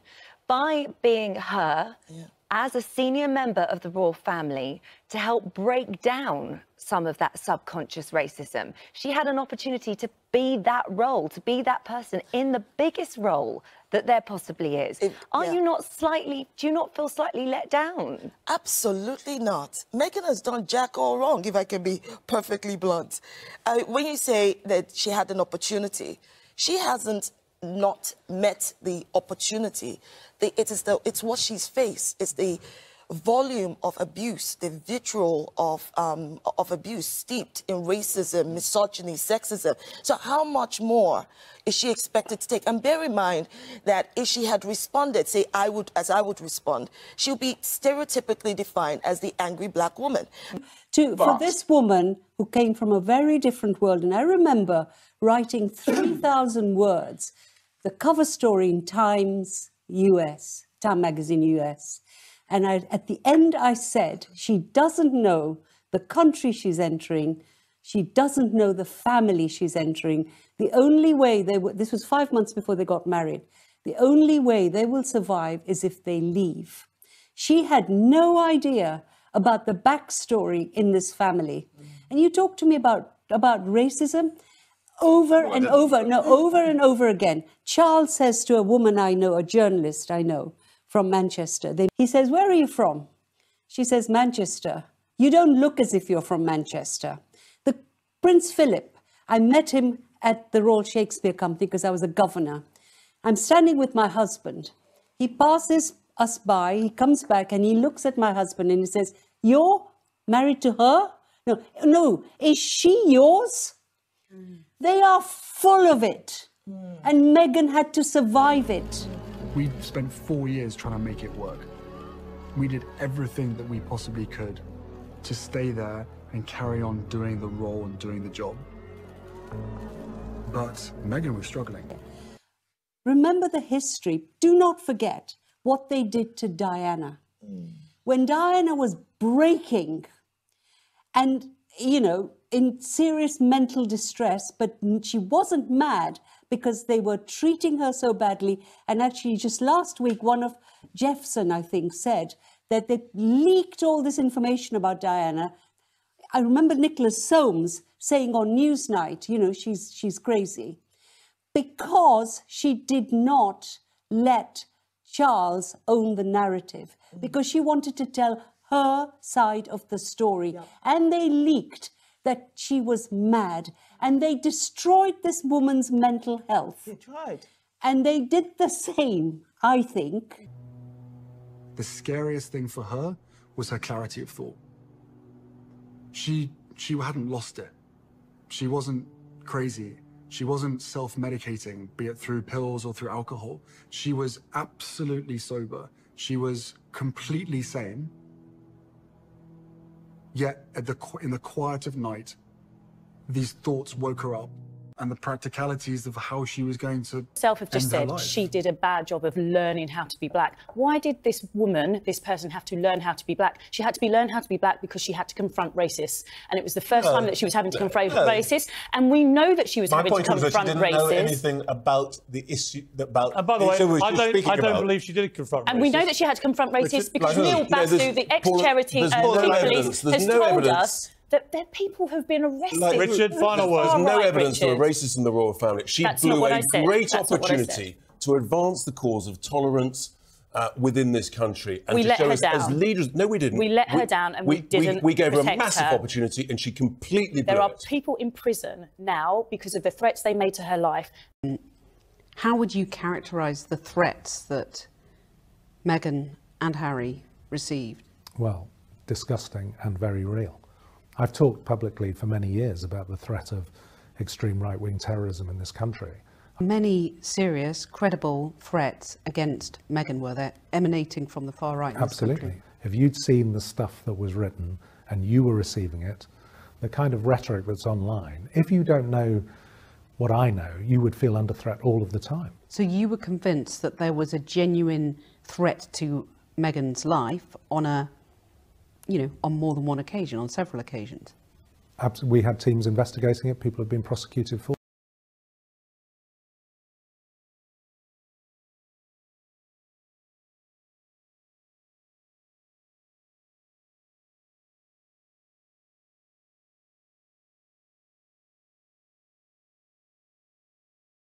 I think this was really one of the most important interviews. People think, oh, it's the royals, blah, blah, blah. No, this got right at the heart of what's going on in the country and in the world with people with the white reactionary force that doesn't want to give up power and the growing demographic and the demand for a reckoning. This little interview was not going to be a little interview. It's a huge interview now. Right. She caught that in the interview. And by the way, hats off to Meghan and Harry, especially Meghan, for being so honest and brave in that interview to talk about mental health and suicide issues. God bless her for that. And what an idiot Piers Morgan is to go after that. I thought it was a fantastic interview. I thought it was eye-opening. I think that there was initially people thought that maybe Meghan and Harry didn't that they should have waited it out longer. They should have, you know, instead of just 18 months, that they could have made a difference inside the royal family. But once you got a sense and you heard what they said to Oprah about why they did it, then you realized that maybe it wasn't going to work out for them. And the best thing to do was to come to America, do what they did, and speak out with someone like Oprah. I thought it was perfect. I think that they handled it perfectly. So when people say, well, we haven't heard from the other side, what's the other side going to say? They're going to say, of course, we're not racist or whatever. But what did they do? Think about their actions. They did not stand up for their own, because their own was married to a black woman, had a black child. They didn't listen to him inside of the royal family. They let him go. They let him leave the country. They wouldn't come to terms with what they wanted to do. So listen, we've only heard from one side, but that one side at this point rings very... It's really interesting, Brian, because this whole thing has been, like we've seen from some of the tabloids, a presenting of opinion as fact. Now, the Society of Editors, that's where everything goes from here. They put out a statement denying Meghan Markle's claims, saying that they had a proud reputation of standing up against racism. 160 journalists of colour clapped back. There have been resignations. Ian Murray, the head of the organisation, has stepped down. And what happens next is going to be really, really important for especially the print media. What should happen next? It feels like a reckoning about race that's finally happening in the British media. Well, what should happen next is diversity should actually occur instead of being actually talked about. That's one of the biggest things. Yeah, yeah. And you know, this idea that the British press sometimes, you know, there's this coverage that has racial overtones of Harry and Meghan because the newsrooms are not diverse enough. Is that fundamentally one of the critiques? That is one of the fundamental critiques. I had this debate with a journalist, a white journalist, and asked her to name 3 of her black colleagues. She couldn't even name 3. Her reply to me was that it was offensive of me to suggest that just because there were no black journalists in her newsroom, that white journalists couldn't adequately reflect exactly how black people feel. I rest my case. I remember that the Centre-Barley fundraiser. Yes. One of the people at that dinner said to me, please don't do this with the media. They will destroy your life. This person is friends with a lot of the editors and like that. And I said, sorry, just elaborate, what do you mean by that? Obviously I knew. He said, you need to understand that the UK is very bigoted. And I stopped him, I said, the UK is not bigoted, the UK press is bigoted, specifically the tabloids. Is that what you mean? He goes, no, the UK is bigoted. And I said, I completely disagree. But unfortunately, if the source of information is inherently corrupt or racist or biased, then that filters out to the rest of society. Black people are about 3.5% of the population. They're about 0.2% of the journalists. So people who come up with these headlines, they are doing so in a newsroom that's almost entirely white. And they get to decide whether something has crossed the line of being racist. I want to go to on-screen representation because it's interesting. On screen, not including GB News, but approximately there's about 20% representation of different ethnicities, i.e. non-Caucasian, which is larger than the number of minority ethnic population in Britain, although they might not have the leading roles, interestingly. But behind the screens, we do much, much less well. So it is what I call, you know, out there parading for the public. But that's good. But that's good because that is the public. It's the public that actually see. But those 20% are because they're good and they're capable, not because they're tokenistic. Right, and that's so important. So you're saying they're only good at being people from different ethnicities are only good at being actors and presenters. They're not good at being chair people, CEOs, managers. In journalism, it's particularly bad for it. Press journalism, old school Fleet Street stuff. Something like 2% of journalists are from minority ethnic backgrounds, which explains some of the useless, clumsy language when Meghan first arrived on the scene. Do you remember she had exotic DNA and this nonsense that would have never been written if you'd had properly diverse officers? It is not the job of black people and ethnic minorities to educate white people on racism that is perpetuated by white people. Right. White folks need to go educate themselves on the racism they perpetrate. I do think it lifts the lid on press practices.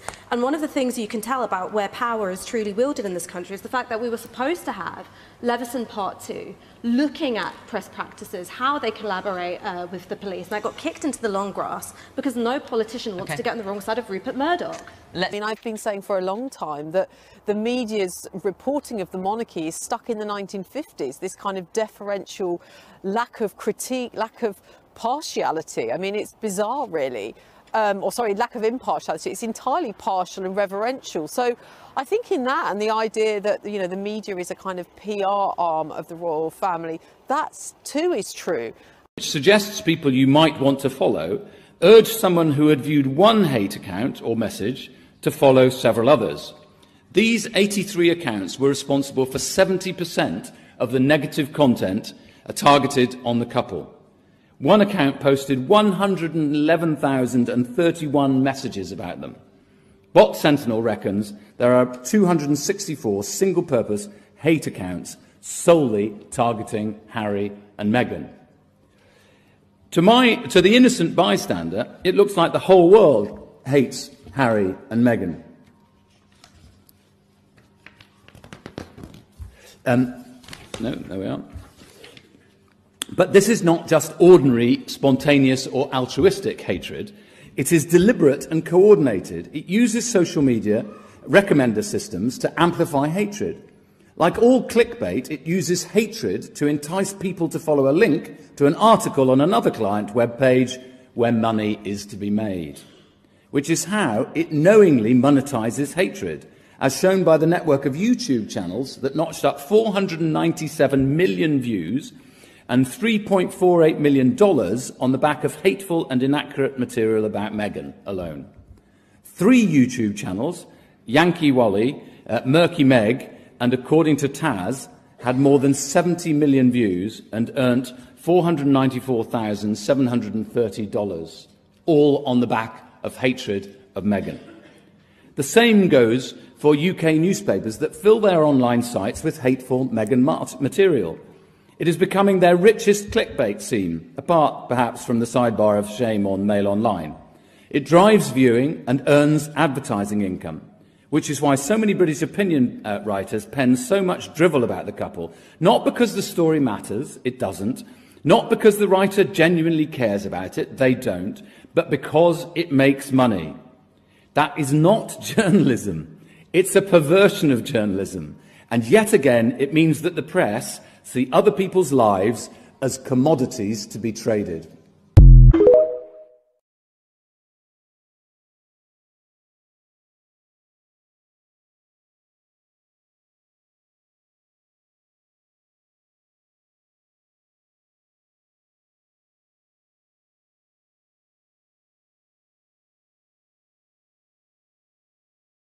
We know through polling that, for instance, the Sussexes poll highest amongst youngsters under 25-year-olds. It is the dinosaurs screaming. Because the Harry and Meghan story is a huge, much bigger problem for the monarchy than the monarchy recognises. Monarchy survives is not because everybody's a wild fan of the monarchy, but because people don't care very much one way or the other. In order to create change, you need people to really care enough to do that. Were a lot of people who hadn't cared one way or the other who were enthused by the arrival of Meghan in the royal ranks. Absolutely different group of people. You have the Sussex squad online, you have people turning up to the wedding. It was the monarchy tried to modernise themselves, and people, I remember seeing that wedding, thought that's cool. That's exactly. So it was younger people, it was demographics that they didn't usually reach. It was populations of colour. Meghan and Harry said really resonated with me. It resonated with me because they were describing my life. They were describing that tightrope that I have to walk every single day when I leave my house. And I feel like we kind of saw this coming, and it's heartbreaking to see a woman, you know, go through suicidal thoughts. I think, again, what really hit me was when she said that she didn't want them to know that she was going through that. And I think we as Black women, we don't want them to see us break. I'm a big believer of those who understand racism exists. They may not look like us, but they know. It's those people defending Meghan who aren't Black, but they know that it does exist. But there's a whole subset of the UK community that just don't want to know, that don't want to believe it, that don't care. So I was tearful yesterday when I watched Meghan, and yes, there was a hanging of the shoulders. But then, after thinking about that courageous step that they both took to air their story, I felt that was another step forward. I mean, James, what I would do if one of my family, one of my siblings, has spent the last few years trashing the family on television, trash my wife, trash my dad's wife, trash my dad, trash my sister and so on, I would dismember them one limb at a time. And after I'd severed all their limbs, I would probably incinerate them. I think that's disgusting. I know, but that's what I do. We're talking about King Charles, who has cancer right now. How can you be surprised? I'm the devil. That's what devils do. That's what devils do. Here's my point. I mean metaphorically, right? What I mean is I would be utterly enraged. Why is this a conversation about Harry, who wrote a book a while ago that's like being read by everyone? Like, who cares now? Well, it's not just a book, is it? Why are we talking about this? He wrote, well, because he's just flown in to see his father. Yeah, because his dad and his own brother, unwell. His own brother refused to see him. And now you're doing a segment on bashing Harry. Like, of course he doesn't want to stay in the UK. Defend him then. Of course he doesn't want to stay in the UK whilst you're bashing him on TV. Oh, you think he cares I'd what be I have straight to out say? here as well. Well, yes, go on, you defend him. Absolutely. Defend him. I think he's brilliant. I think he's been honest with his journey. Honest? He's lied through his back teeth. No, he hasn't. Yes, he has. What are the lies? List them. What are the lies? Lies. Which ones? He's been exposed. He certainly wasn't lying in that court case. Which court? Well, the mirror court case. Right, exactly. Well, okay. You want to talk about that? Not really, but okay, I'm just well then move on. That actually, a lot of the things you're saying aren't true. He's not lying. No, you can't say he's a liar. He and his wife accused the royal family of being racist. That was a lie. There's no evidence for it. They've never produced any evidence for it. Caused enormous damage to the royal family. I think it's despicable. Harry stayed in a hotel on this trip. I suggest next time, given you're such a fan, he comes and stays with you. He is more than welcome. Of course he is. And also Meghan, I will roll out a red carpet. Oh, of course you would. Oh, yeah, I'll of course. take Meghan. All hypocrites stick together. You know, there's one thing that I love and admire and respect about Harry and Meghan. How angry they make Piers Morgan. And the Daily Mail. The Daily Mail hate her. Hate her. I don't know why they hate that black woman.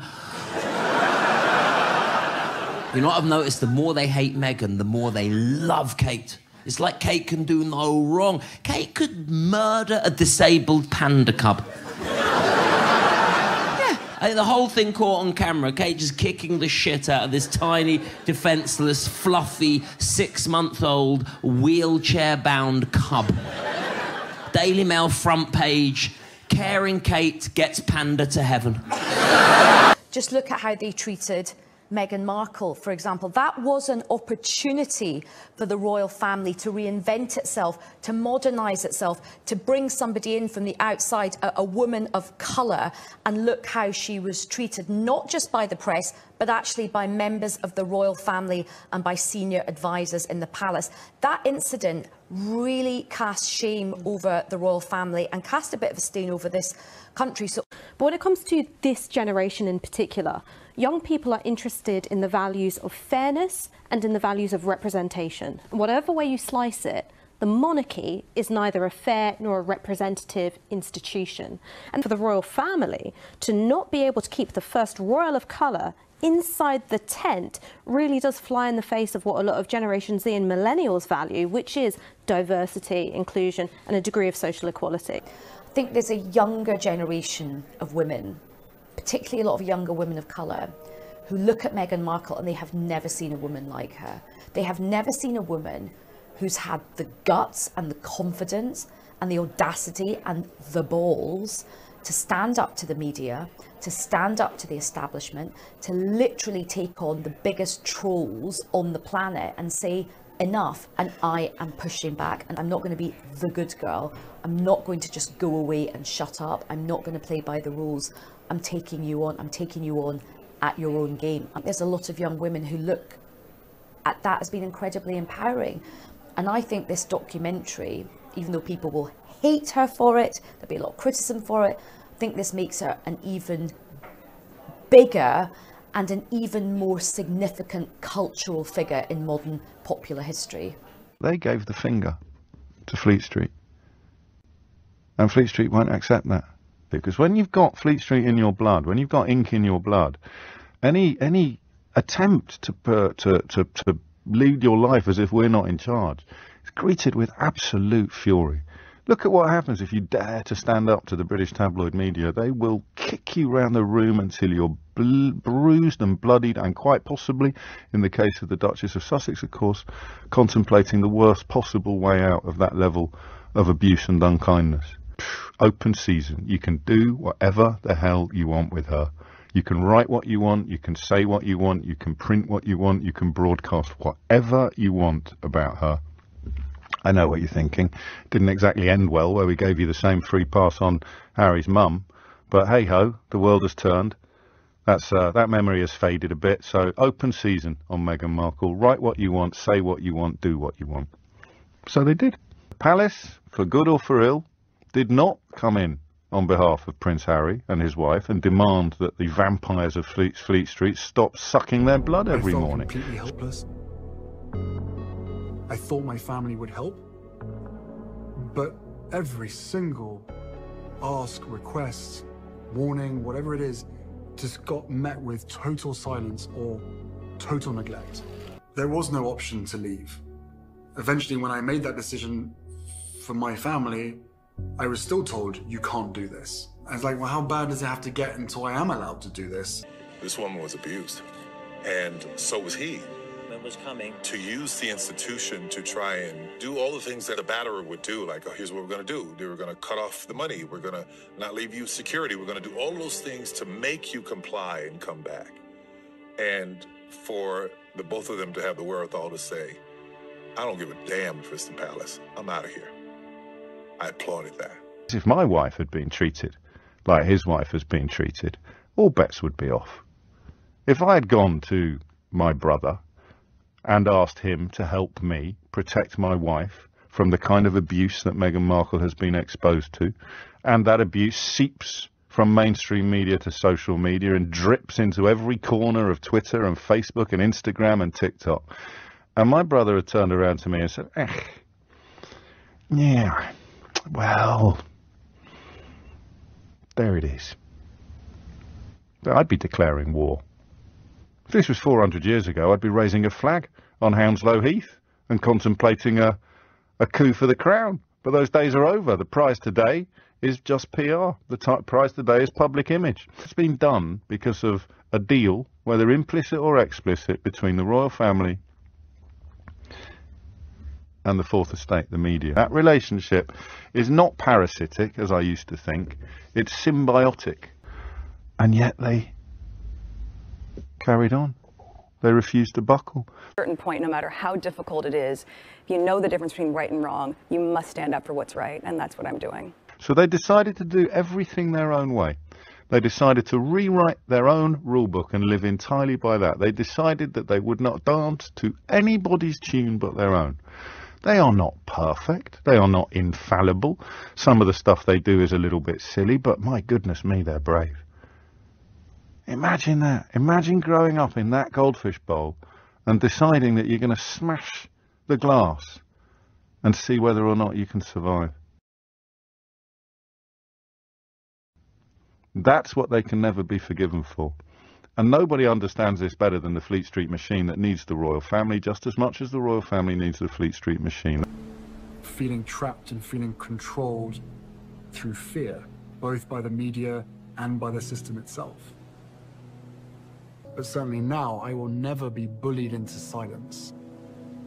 After everything that had happened to my mum, and to now be put in a position of losing another woman in my life, with a baby inside of her, our baby, history was repeating itself. My mother was chased to her death while she was in a relationship with someone that wasn't white. And now look what's happened. You want to talk about history repeating itself? They're not going to stop until she dies. It's incredibly triggering to potentially lose another woman in my life. Like, so the list is growing. And it all comes back to the same people, the same business model, the same industry. Because my father used to say to me when I was younger, he used to say to both William and I, well, it was like that for me, so it's going to be like that for you. That doesn't make sense. Just because you suffered, that doesn't mean that your kids have to suffer.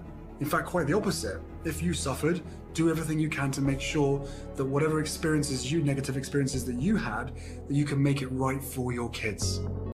I will always protect my family, and now I have a family to protect. So everything that she went through and what happened to her is incredibly raw every single day, and that's not me being paranoid, that's just me not wanting a repeat of the past. And if anybody else knew what I knew, be it a father, be it a husband, be it anyone, you'd probably be doing exactly what I'm doing as well. I will not be bullied into playing a game that killed my mum. It's just envy, isn't it? The whole point of the attacks upon Prince Harry and his wife, whether they're coming from within the palace, on the record, off the record, nowhere near the record, or whether it's coming from Fleet Street, is because they're simply better at everything. They're better at PR, they're more media savvy, they're more articulate, they're more empathetic, crucially they're more accomplished. Look at their careers, compare their careers. They're more accomplished and they're more attractive. But the real reason for the hatred, the viciousness, and this astonishing level of abuse is because they make a complete mockery of royalty itself. The idea that he gets the top job and he sits in the sidecar for the rest of his life is absolutely absurd. But we can never ever admit that because it shakes the very foundations of the royal family. You know, there is a complete identity crisis with the royal family. You know, is it a public institution? Is it a brand? Is it a private family? And we have to work out what it really is. And when it comes to being a public institution, then the transparency and the accountability should be the same as any other. If it's going to be a brand, then let's be clear that we're peddling a myth, an image, a brand, and we don't want to dig under the bonnet of that too much. If they want to be a private family, then you have to step out of you have to step off the stage, because you can't kind of have it all ways. And I sort of come back to this brand idea, which I think, you know, to Tom's point about what is the value of the royal family. If you're going to be a brand ambassador for £65 billion, you know, brand, then you've got to live, as any brand does, with a sort of authenticity and integrity.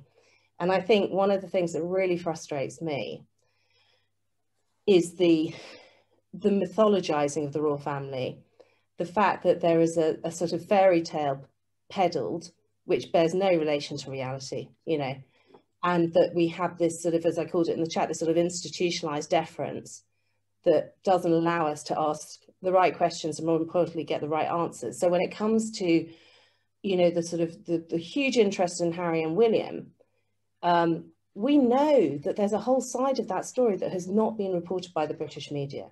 We know that there are rumours of alleged infidelity on William's part that the UK press just will not touch. And frankly, you know, if Harry has buggered off to Santa Barbara, having been on the receiving end of such extraordinary press coverage while his brother has not received a single critical article in the UK,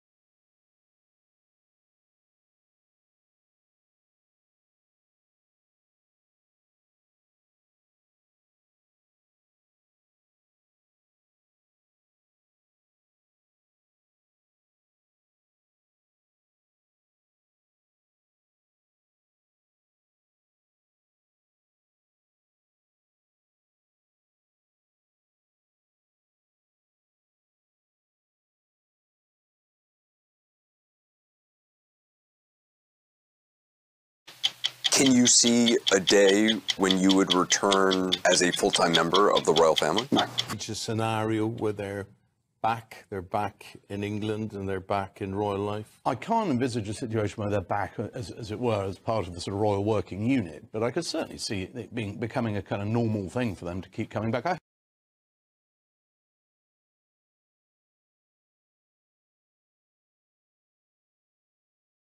It's impossible not to feel emotional investment as a black British person watching Meghan enter this institution and become this icon, this figure that we all had these high hopes for. Part of what made the inability of the palace to defend Meghan an even bigger disaster is at the centre of the argument for the monarchy in this country is the Commonwealth. The Commonwealth is 2.5 billion, mainly black and brown people. Here was a woman who just looked like most of the people in the Commonwealth. And they somehow, for some reason, couldn't find the capacity to protect her, to represent her, to stand by her, to take on vested power in her name, to fight for her. It was a rejection of him and her, really made us, you know, look into it with faces like this. We still haven't quite recovered. You would think the relationship would have improved, but that confession about the color of Archie's skin, what might it be? That was a big blow. That was a punch in the solar plexus. That really stunned us. And stunned all the people in the Commonwealth, stunned us, still does. I don't like the way they've treated Meghan Markle. I completely do not like that. I don't like the way they have treated their own son, Prince Harry. And I've seen, King Charles should apologize. He should start by apologizing, dealing with the matters of his own family first. How can he cut off his own child like that? I don't like the way they've dealt, especially with that black woman. They have, in certain ways, first of all, I started by saying I love the royal family, I love what they represent, but we are living in a different world.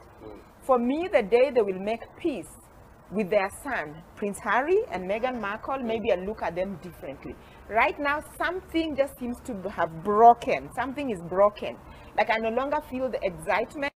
And I love Prince Harry, and Prince Harry should be king.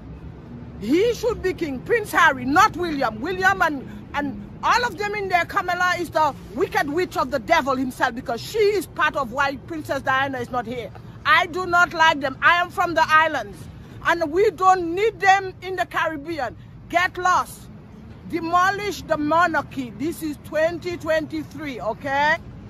And Charles is the monster, not Harry. Harry is no monster, not Meghan. They are evil people. They are not nice. Behind the wall, we all are one human being, and behind that wall there are no difference with me and you and any other Brits. Give the people back the money. They are just welfare recipients, living off the taxpayers of the British people. And the British people are stupid, supporting that nonsense monarchy.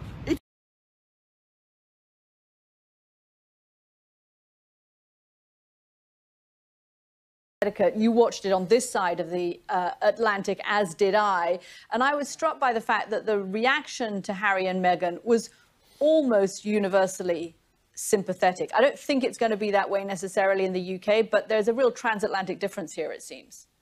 There is a very big difference, and I think it's from a perception of snobbery that you know, Meghan wasn't good enough, you know, and also it's sort of you know, she wasn't one of us, and it's the class thing, and that's reared its head in other relationships. If you remember with Kate Middleton as well, not only, you know, she wasn't good enough, she was middle class, she wasn't, you know, of proper breeding and what have you, but with Meghan there's also the race thing here, and a lot of things, I think that you might agree on this, a lot of things that the tabloids have got away with over the years in the UK, they would not publish those things here.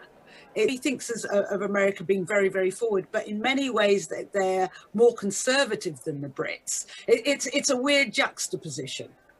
Most of the world has really decided what their feelings were about the monarchy and their collusion with the British media. Back when you hunted and caused the death of Princess Di, you might remember that Princess Diana was the people's princess. That means that is the world stage. It means that people like myself, who aren't a part of the bubble of the monarchy and the British media, can't be manipulated into whatever agenda that the media wants to put out there. So when Harry and Meghan decided to come to the U.S., yes, absolutely, we opened our arms and welcome them in. Why? Because y'all are tripping. Now, the bottom line is it's giving very much misogynoir, it's giving very much institutionalized racism, and it's giving very much anti-loving v. Virginia, which in this country has been codified. Yes, it was codified the day before yesterday. Interracial marriages! It is codified. So when this 6-part documentary drops on Netflix, we will all be watching, we will be taking notes, because it turns out that there are 2 parts to every story, and the British media has gone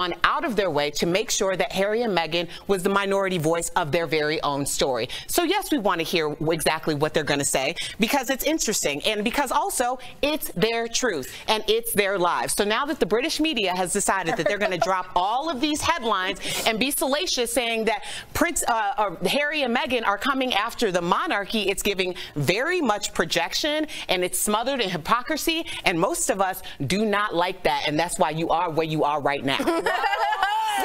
Well done. Now, really quickly, Tori, Al, there's not much more to say after what Erica said, but I just want to hear, why do you think the British media, the tabloid media, is so much more racist, ruthless than here in America? They came to America to escape it, but why, in your opinion? I'll tell you a fact that I learned. The castle, Buckingham Palace, would not allow any person of color or foreigner to be in any clerical position at all until the late 1960s. That sets a tone for blatant racism. They are the other, and she is an American divorcee actress who happens to be black. X from them. It's just racism. It's colonialism, and it's racism. But I think it's yes that, but it's deeper than that, because you're also forgetting that this woman of color was allowed, in their words, to come into and be a royal, and she walked away from it. Yes. That was the atomic bomb she left here. them. What this woman of color did was she unknowingly dismantled this mental the entire basis of a lot of people's lives. Is like the highest thing is the royals, and if she walks away from it, well, then what does that say about what you've dedicated your life to? Very well said. All three. A lot of people want to say, like, this is a UK issue. No, it's not. They over here now. Yeah, it's and global. we're looking at this. It's very global. You know, the Commonwealth has 8.5 billion people in it, mostly black and brown people, who identify with Meghan. So when you are saying these things about her, just understand that this Commonwealth that you are trying so hard to retain, because that is going to be the bottom line of not only your infrastructure, but also just plain economics. Just money, alone. And that these tiny voices that are making the rest of the UK look as though they are misogynistic and against black women and coming have volatile acts against women, everybody's looking over there like, what is wrong? What is wrong with you? That's why when they go on those ambassadorships, remember we were covering that they were super awkward, because the people that were receiving them in these countries in which are under their foot, they were all like, yeah, what are you doing here? They're always tense and awkward because they don't want them there. They stole all their stuff. They took all their wealth over the last couple of years, 100 years, and this is all coming to an head. But I do want to say that out of the journalists, 0.02% are black out of every journalist in the UK. And I want to acknowledge that all of the women and men who are speaking out right now, we hear you and are attempting to amplify your message as well, because we realize that y'all haven't just started talking about this. So we stand with you and we support you, because we know that you are tired and this is exhausting. And a Dutch version of the book suddenly named Charles and Kate as the people who supposedly made these racist remarks. Everyone in Britain went, oh, don't be so ridiculous, right? They're the last 2 people on earth who'd ever be racist or say something of a negative context about a skin color of a baby. And I would ask you guys an interesting question, which I asked at the time. to huge furore again. But when you have a white father, Meghan's father's white, and a black mother, and you're about to have a baby as the daughter, is it not a common conversation where someone might say, oh, by the way, what colour might the baby be? Is that not a perfectly normal question to ask when you have one white parent, one black parent? I would say it is. You know who you should have on your show to have this discussion? A great scholar in America named Dr. Umar Johnson. Right. You should have. But what do you guys think? Well, what do you guys think? Honestly, I've never heard that conversation. But do you know people in that position? No, I've never heard them. Okay, say so what. I do, right? Yeah. I know in Britain. I haven't. I'm not. In saying Britain, it's pretty common, right? You have a lot of mixed race parents, and then you have a child, and they all came out and said, "Well, yeah, we've had that conversation." So the question then becomes not the question if that was what was said. We still don't know. Right. It becomes what was the intonation of the question? Was there a negative concern element to that question? Well, I hope it isn't going to be too dark. Now, nobody believes Charles or Kate would have ever said anything like that. Why do you think that there is a big difference between the US and the UK as to how they see racism? Now, in America, it's accepted that there's racism. People won't go toe-to-toe, and I've been on many shows, they won't go toe-to-toe with you to say this country is not racist. They either say it is because, or black people should get over it, or it's still the land of opportunity, you can move on from it. There's no argument about racism. In the UK, for instance, though, it's very different. People go berserk if you talk about racism. We're not racist. It's just a few people there. Now, big differences in the US, people are surrounded by monuments to people who were enslaved. It's, part of their heritage. They know it, they feel it, they see it, they can't deny it. Remember, in the UK, slavery happened offshore in different places. So you've got to understand that history. So, the US, I'm always asked about this. They don't understand so many things about Britain. They really don't. Because no one, for instance, in the US is going to ask a black person, where are you really from? You're a black American, and I might not like you, and I might wish you weren't here, but hell, I've got to put up with the fact you're a black American. So there's a lot of misunderstanding. And Meghan Markle's life literally does not affect you in any way. So if you hate Meghan, you need to take a hard look at yourself and ask why. Is it because she ruined your high school fantasy of marrying a prince who never knew you existed? Or is it that the world has taught you that black girls are worthless and seeing Meghan being loved so fiercely makes you angry? Harry would rather be her husband than your prince, and it makes you sick. Meghan Markle is smart and classy and brave, and she's a better princess than we deserve.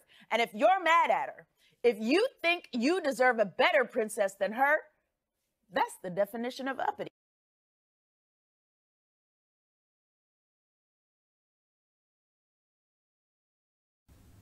Pay attention. This is really important. It's only a 3-minute read, and I'll share it with you now, because I felt pennies dropping as never before when I read this. So imagine a society founded on a class structure with the brackets white, close brackets, and the brackets are important, British royal family at the top as determined by birth and by blood, right? Don't have to imagine it, that's what we've got. It's not a matter of opinion, that's a matter of historical fact. A biracial woman enters the top of the pyramid by marriage, negating both the birth and blood requirements society had previously been told were preconditions. Because she lacks those prerequisites, she's considered unworthy. Because she's proud of her own heritage and regards herself as equal to others at the top of the pyramid, she's considered ungrateful. The town criers called out from the lower tiers of the pyramid, "I've never met her, but I look at her and I don't think I'd like you in real life," said one. "We Brits prefer true royalty to fashion royalty," proclaimed another. These are direct quotes from prominent columnists and commentators. Shouts of "she just doesn't speak our language" came whistling on the wind. But at the top of the pyramid, the cries were met with silence. So she's under attack in some fairly horrible ways, and they expected perhaps to get some support and protection from the boss, or even the brother. Were they too far away from it? Were they too disconcerted to know what to reply? Or did they use the cacophony from below to muffle the echo of their own whispers as they murmured the same things? The loudest gossip monger was impossible to ignore as he oafishly admonished her to go back to America. After years of being told that she was unworthy and ungrateful, the newlywed took the crier's advice and returned from whence she came. Despite one tattler's audacious cautions not to force her husband to, and she quotes again, choose between you and us, he did in fact choose his wife, just as he did the day he married her, much to their chagrin. Ironically, though society spurned her placement at the top of the pyramid, when she leaves with her husband, for some, it calls into question whether the pyramid's peak is still something to aspire to. God, this is good. Whether those at the top are truly elite. Whether blood and birth really are prerequisites.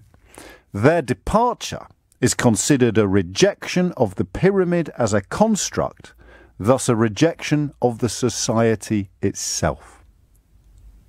For others, it was a necessary repudiation and confirmed that just as they suspected, she was NOCD, which translates as not our class, dear. And final paragraph. Still, that wasn't enough. For society to maintain order, she must be reclassified and her elite status conferred by marriage removed. But the society is trapped in a conundrum. Her husband and their children are at the top of the pyramid by birth and by blood. Now, I'd remind you, this was written before today's announcements about patronages and honorary military appointments being removed from the Duke and Duchess. Her husband and their children are at the top of the pyramid by birth and by blood. Removing titles, military honours and patronages won't remove her from the top of the pyramid. The only thing that will reclassify her is to remove her from her husband. And the society has been working diligently, though unsuccessfully, to that end since the day they learned that Harry and Meghan were a couple. It seems to me to be the most insightful, informed and plausible explanation of matters royal that I have ever read in my life. I have never read anything even half as good as that. Partly because it makes absolutely perfect sense. Partly because it retrospectively explains so many things that I have been baffled and confused by. Indeed, it was inspired, that little piece, by the phone-in we did on Monday, asking what on earth is it that she's supposed to have done wrong?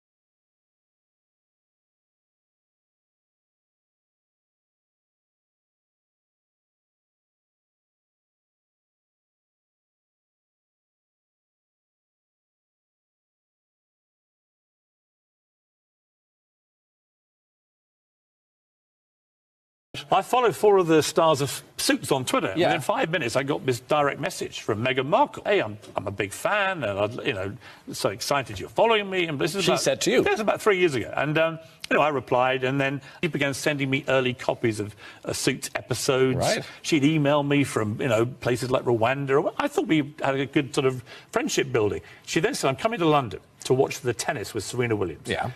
Would you like to meet up for a drink?" I said, "Come to my local pub, I'm an Irishman. Come to my pub." Nobody knew who she was, but she walked in. I remember the locals, right? All these old guys like this, drinking their pints, and in walks Meghan Markle like $1 million. Very intelligent, I thought, very smart. very charming, very warm, very direct with eye contact. She was a really nice person. They didn't know who she was, but they thought she's something special. Yeah. We had 2 hours in the pub. She had a couple of dirty martinis, had a couple of pints. We got on brilliantly. And she seemed to me to have a sense about her of being concerned about issues, concerned about the planet, the environment, women's rights. She's got that campaigning streak too. But I really liked her. And then I put her in a cab, and it turned out to be a cab that took her to a party where she met Prince Harry. And that was the last I ever heard from Meghan Markle. And I have never heard from her again. Ghosted me, Ryan. Meghan Markle ghosted me. This is why it hurts. No, I really liked her. But I get it, because Harry, the moment it became serious, there's no way Harry wants Meghan Markle anywhere near media people, just period. Understand that you don't like Meghan Markle. You've made it so clear a number of times on this programme. A number of times. And I understand that you've got a personal relationship with Meghan Markle, or had one, and she cut you off. She's entitled to cut you off if she wants to. Has she said anything about you since she cut you off? I don't think she has, but yet you continue to trash her. OK, I'm done with this. No. Sorry, no. Sorry. Do you know what? That's pathetic. You can trash me, mate, but not my No. See you later. I'm being... Sorry. I'm sorry, but Piers spouts off on a regular basis, and we all have to sit there and listen. 6:30 to 7 o'clock yesterday was incredibly hard to watch. Later, the 55-year-old journalist took to Twitter to respond to people who were calling him out for being a hypocrite after years of digging into guests and co-presenters on the show. He adds that he went for a little cool down, but later came back to have a discussion. I just want you also to be aware of the power of your words. And it's important for me and you to have this conversation. Right, but let's just not make it personal. It's fine. It's not... You made it personal. Well, let's move on. You know what? It's hard because, Alex, you know what? We talk personally about, you know, people on this show, and we give our opinions on them, don't we? So actually, sometimes it does come back at you. We have to be... You know, it's fine. It's just the way it was done. We can disagree about that. In a heated on-air exchange, ITV confirmed via a statement on their website that Piers is leaving Good Morning Britain.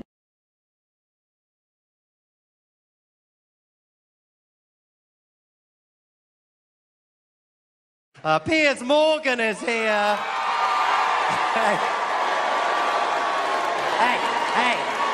Hey, everyone, say what you like about Piers Morgan.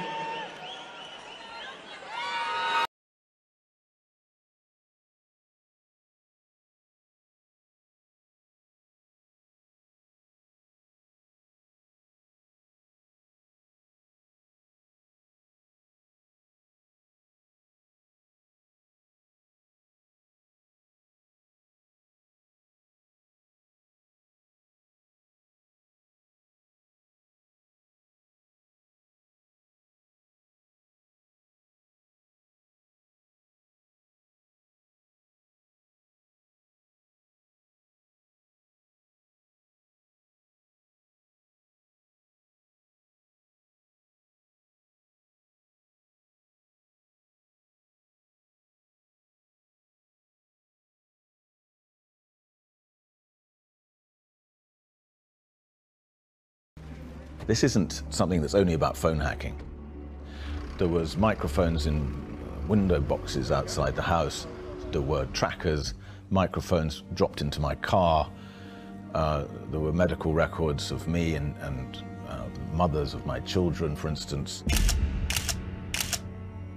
all blagged and stolen out of the NHS.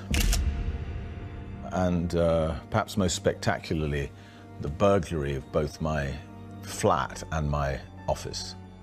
Speaking to me in an ITV documentary, this is Hugh Grant's first interview since his settlement with the Sun newspaper.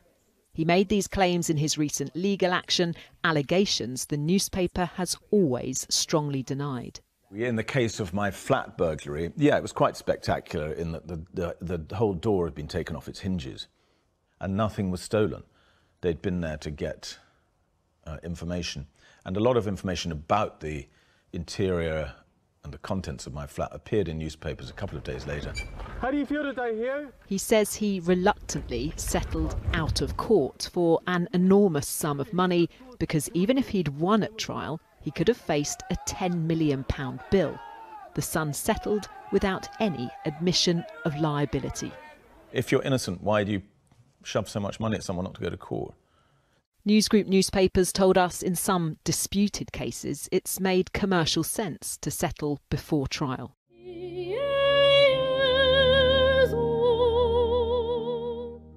The scars of unlawful tabloid tactics run deep. From the ages of 15 to 21, essentially, I had an inescapable abuser. The press. From the age of 16, Charlotte Church was being hacked by the News of the World. There's just a level of paranoia and anxiety. We used to say, oh God, have they tapped our phones? Have they got microphones in our house? Let's go. So my mother, already an incredibly vulnerable woman, her mental health was really bad, and I'd found her after taking an overdose. She was in a really bad way, and that was straight in the press. Straight in the press. No idea again where it came from. I mean, it was horrific. And she's never been able to fully come back from the abuse that she suffered. In 2012, the publisher of the News of the World paid substantial damages and offered its sincere apologies.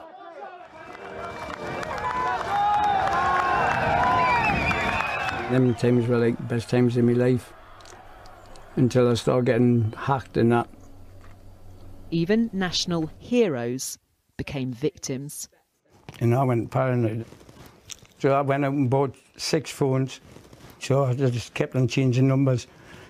You know, and you think, God, when's it going to stop? Yeah, and I come a recluse. Didn't want to speak to nobody. Paul Gascoigne was unlawfully targeted by Sun tabloids as he was struggling with addiction and treated in rehab. I was just speaking to my mum and dad, and just them. The next day it'd come out in the papers. So I went mad. I said, what the are you speaking to the papers for? I said, well, I haven't spoken to them. I said, you have. You're the only 2 I've spoken to.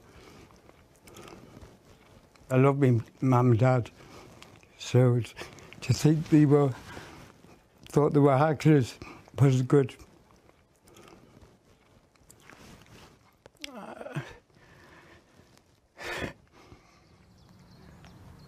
In 2015, Mirror Group newspapers were ordered to pay damages and apologised.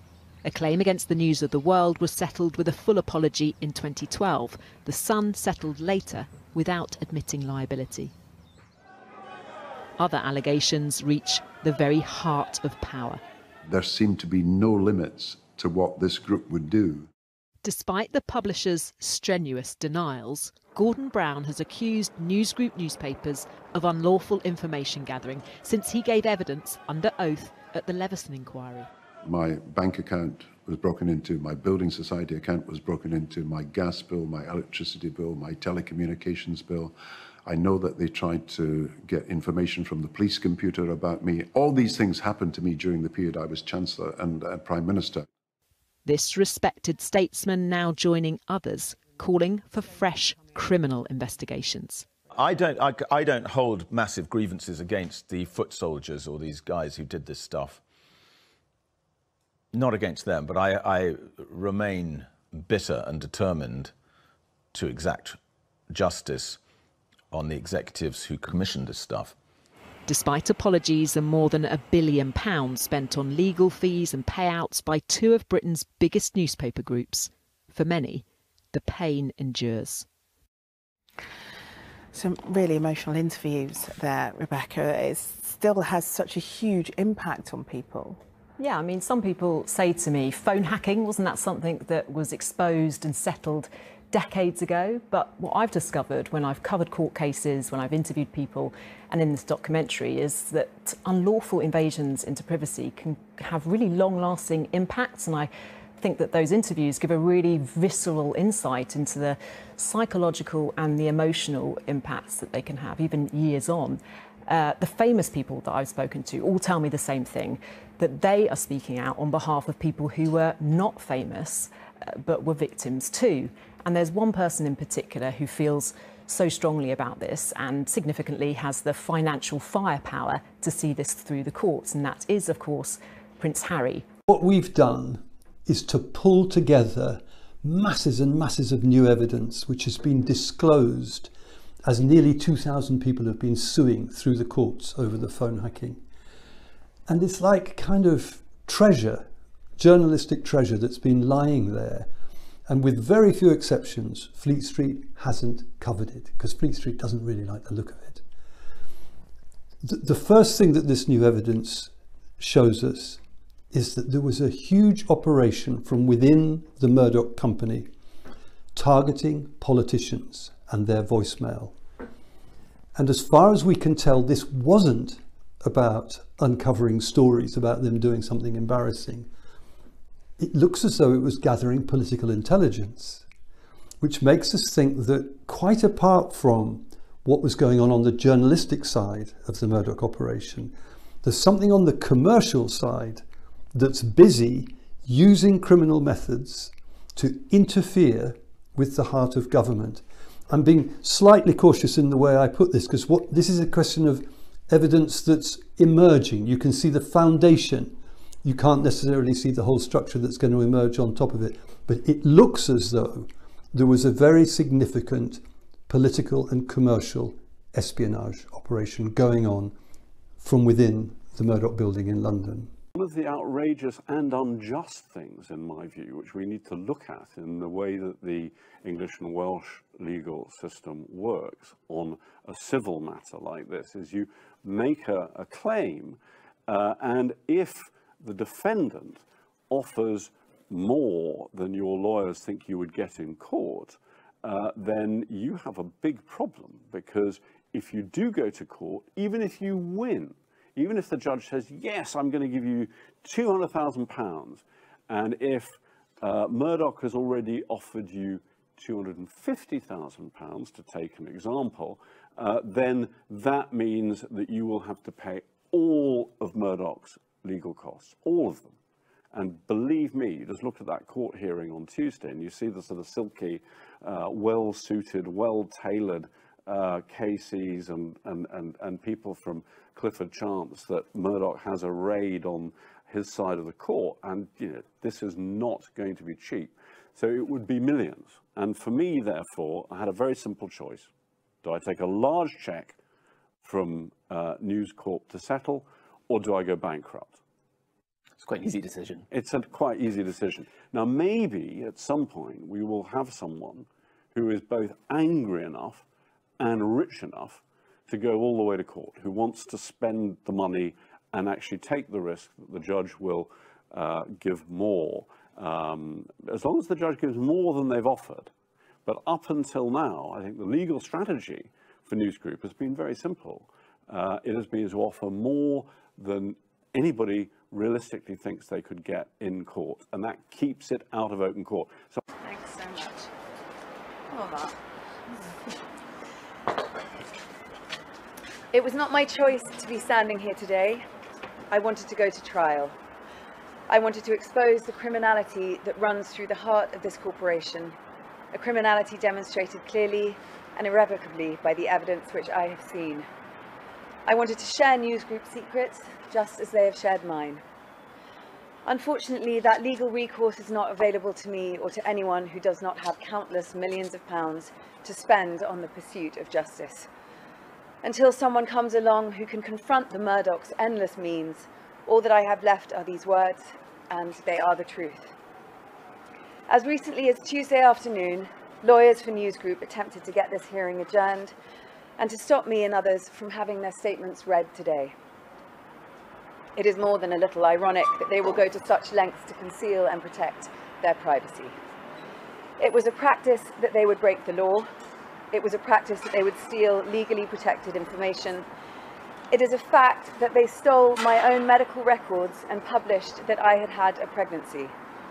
And yet they continue to wage a war against a legal inquiry into this illegal and frankly disgraceful behaviour.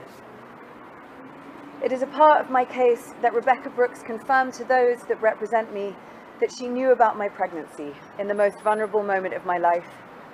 It is a part of my case that she assured those that represent me that she would not print that information. And it is a part of my case that she, the Sun, did print that information. Him of phone hacking. Blamed a family member, blamed a sister for a really intimate story getting into the newspapers because her sister was the only person that she'd told. And it never crossed her mind that exchanges on voicemail between her and her sister had been listened to by investigators working for newspapers or by newspaper journalists. Just have a think about that for a minute. Your sister is the only person that knows you are, let's say, pregnant. Right? The only person you've told is your sister. And it turns up in a newspaper the next day. So what do you do? Who do you blame? She's the only person you've told. So you check. I mean, did you tell anyone? No, I promise, I swear, of course I didn't tell anyone. You must have told someone. How's it got into the paper? Think about the damage that could do to a relationship. And now, particularly if you're someone who spends a lot of time on social media attacking Prince Harry and his wife, now just think about the possibility, or the allegation, not even the fact, just the possibility that he has spent his entire life at constant risk of that sort of betrayal of trust.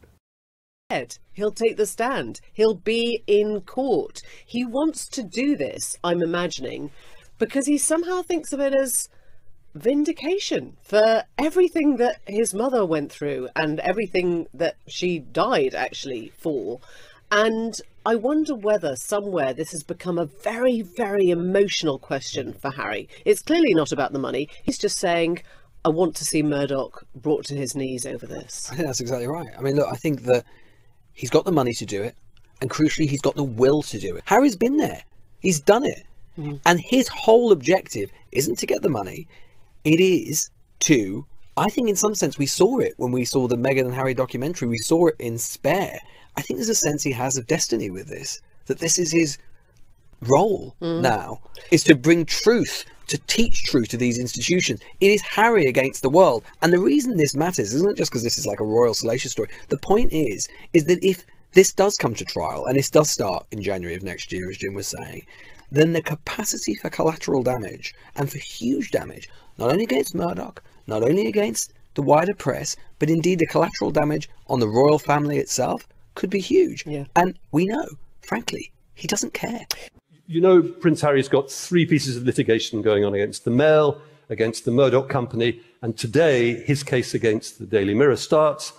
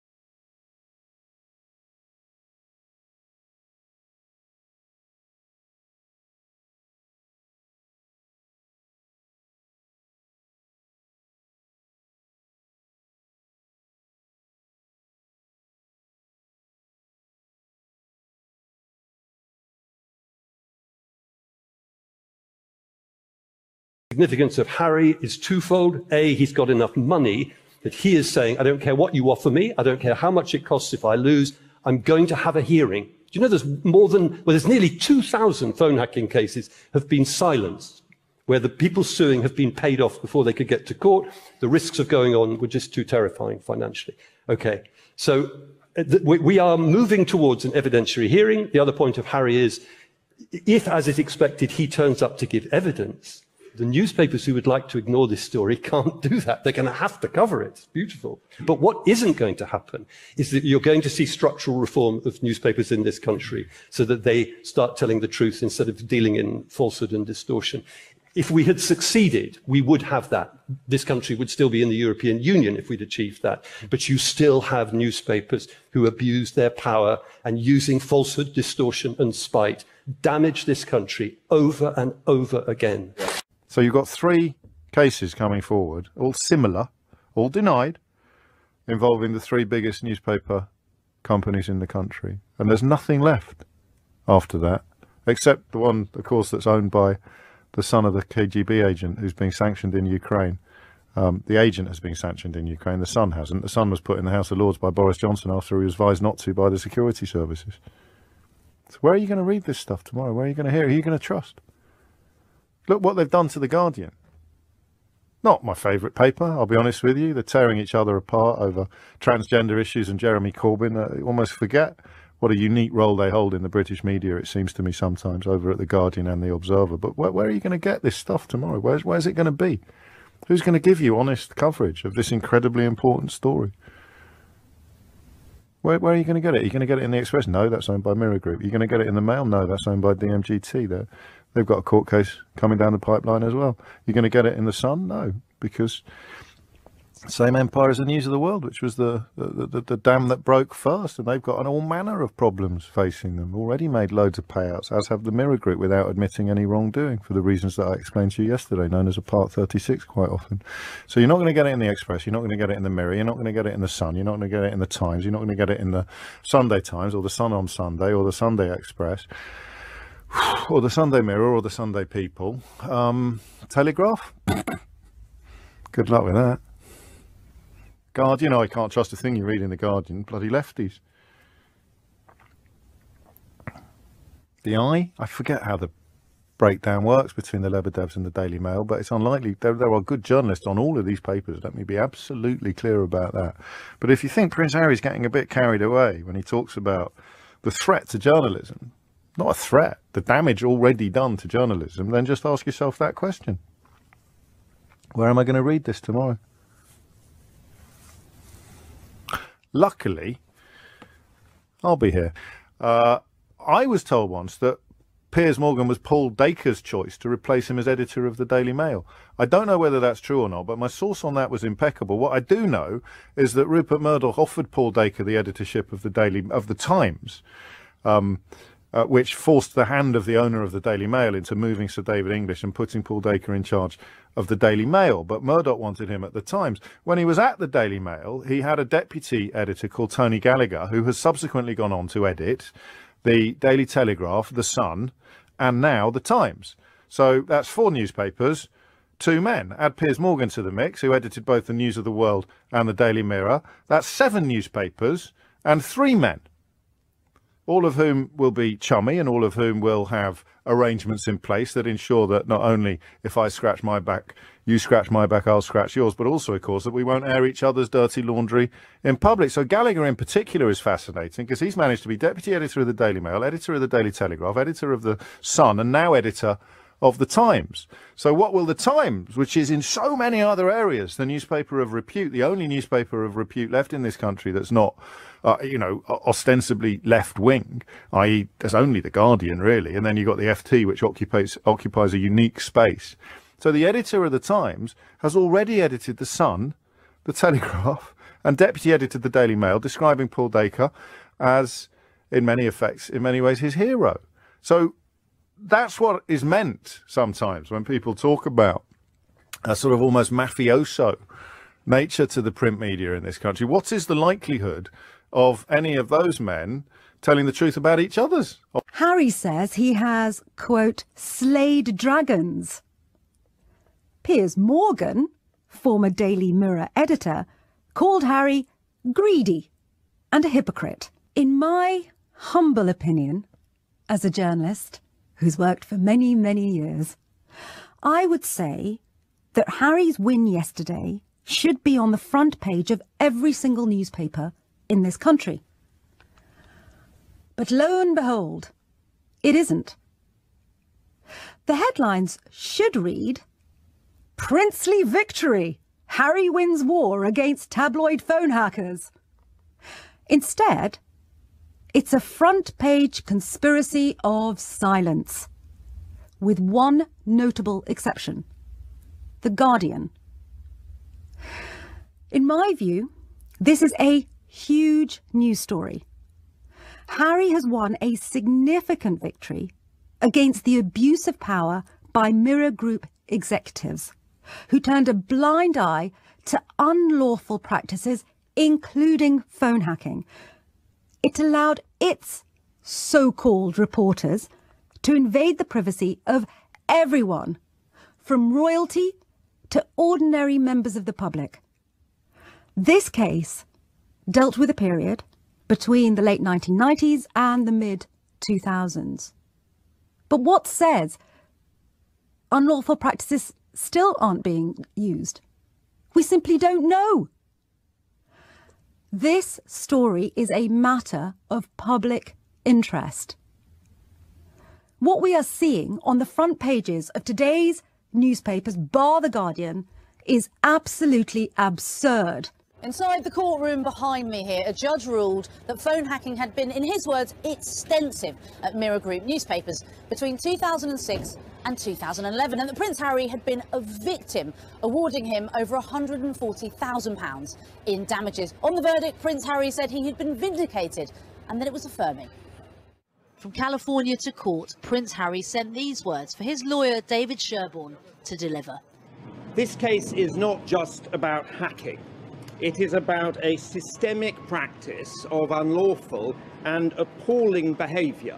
The court has found that Mirror Group's principal board directors, their legal department, senior executives and editors such as Piers Morgan clearly knew about or were involved in these illegal activities.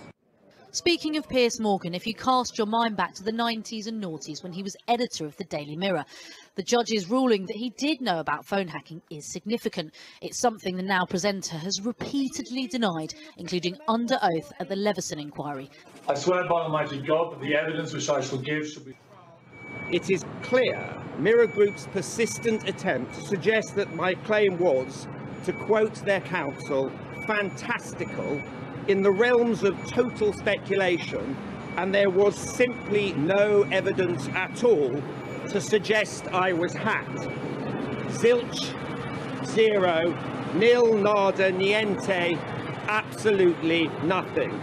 All of that was total nonsense. Today, Mr. Morgan delivered his own doorstep verdict. The judgment finds there is just one article relating to the Prince, published in the Daily Mirror during my entire 9-year tenure as editor, that he thinks may have involved some unlawful information gathering. To be clear, I had then, and still have, zero knowledge of how that particular story was gathered.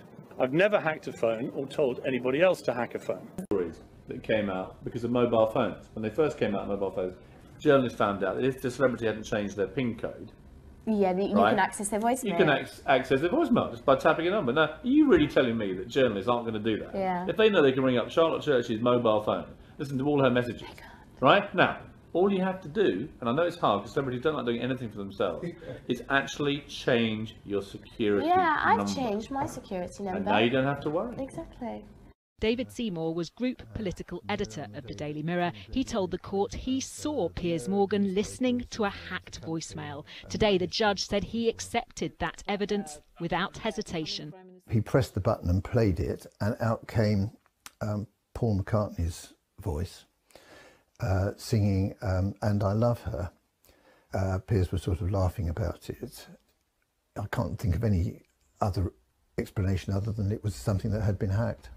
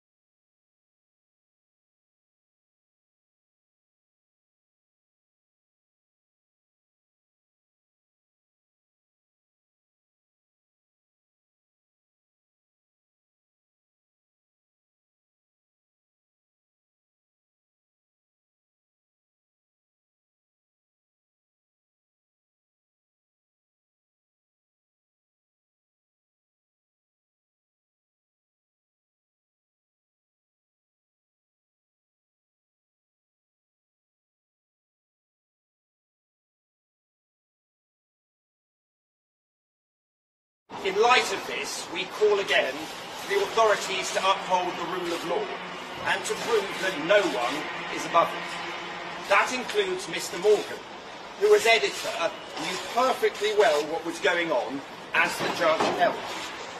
Even his own employer realised it simply could not call him as a witness of truth at the trial. His contempt for the court's ruling and his continued attacks ever since demonstrate why it was so important to obtain a clear and detailed judgment. Victory for Prince Harry here, no question.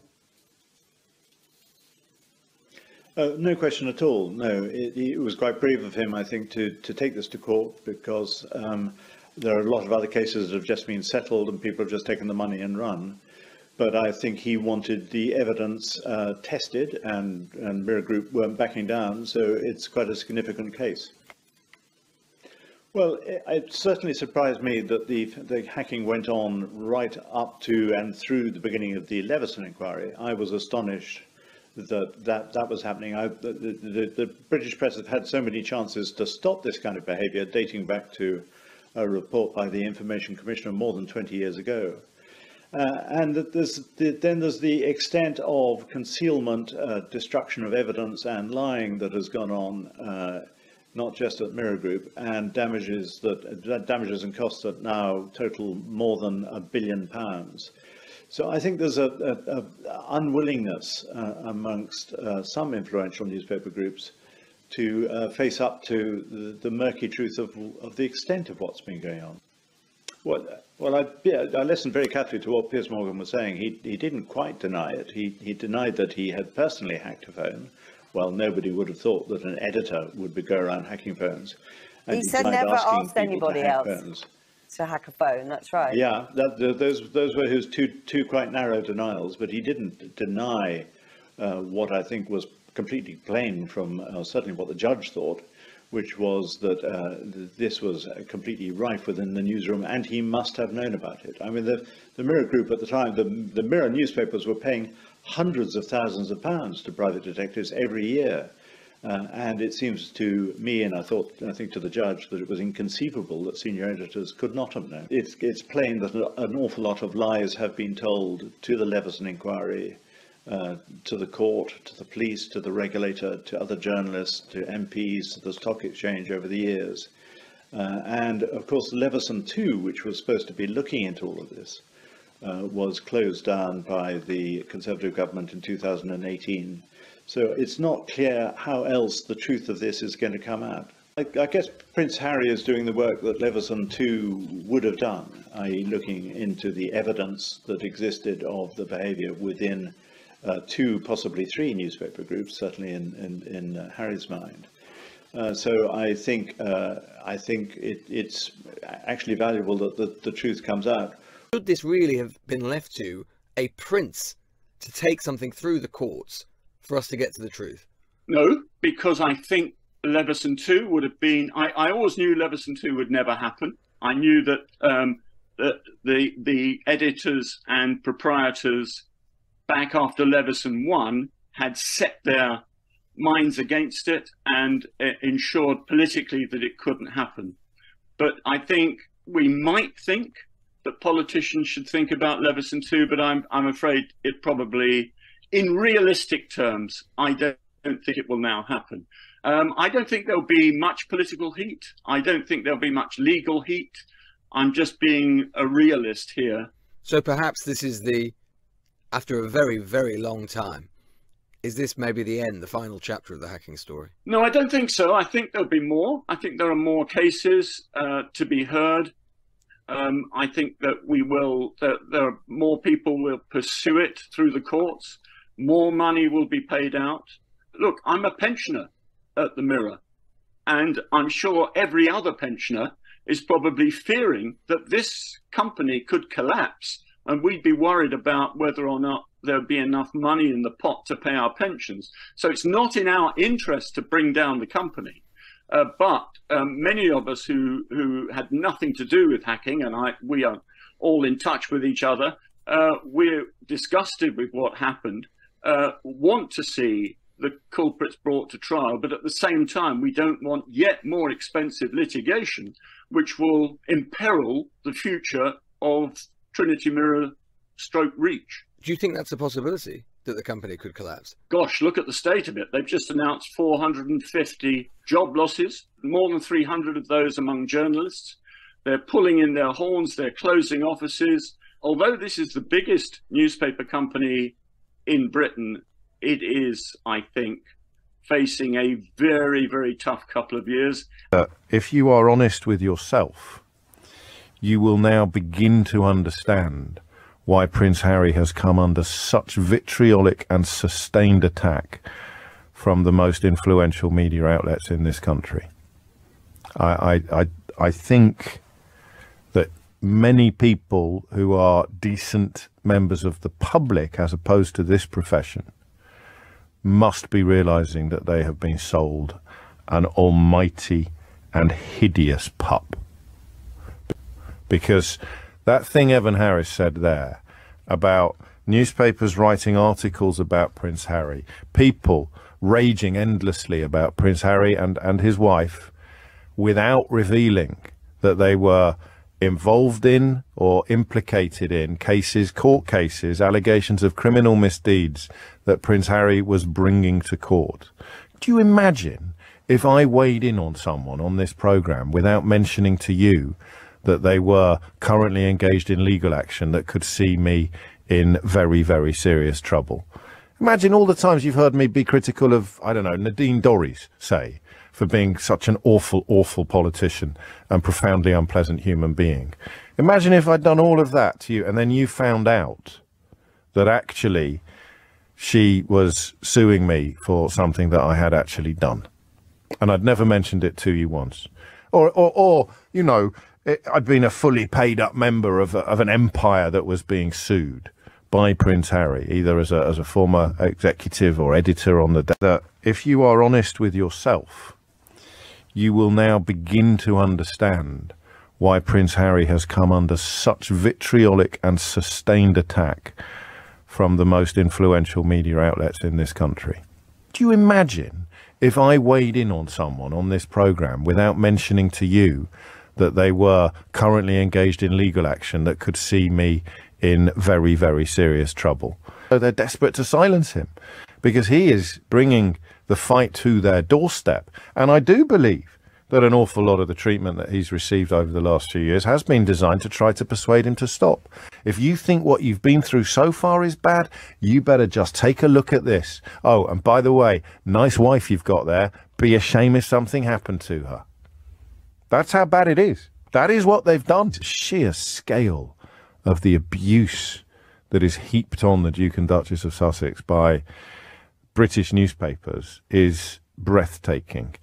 To humiliate him, malign him, libel him, undermine him, abuse him, have been legion. I've never seen anybody. I haven't seen serial killers come in for as much abuse from British newspapers and some broadcasters as Prince Harry has. Not in terms of the regularity, because a serial killer will be in the spotlight for a fortnight. But the idea that they'd come back to Prince Harry with the vilest of accusations and the vilest of allegations and the vilest of coverage again and again and again and again is, I think, unique. He has the guts and the capacity and the resources to refuse to be bullied by some of the most bilious and unpleasant human beings that have ever deigned to call themselves journalists. So that today is a really, really important observation to make. It is a huge victory for Prince Harry, and he has just smashed them right where it hurts. And I'll tell you something for nothing. It's not over yet.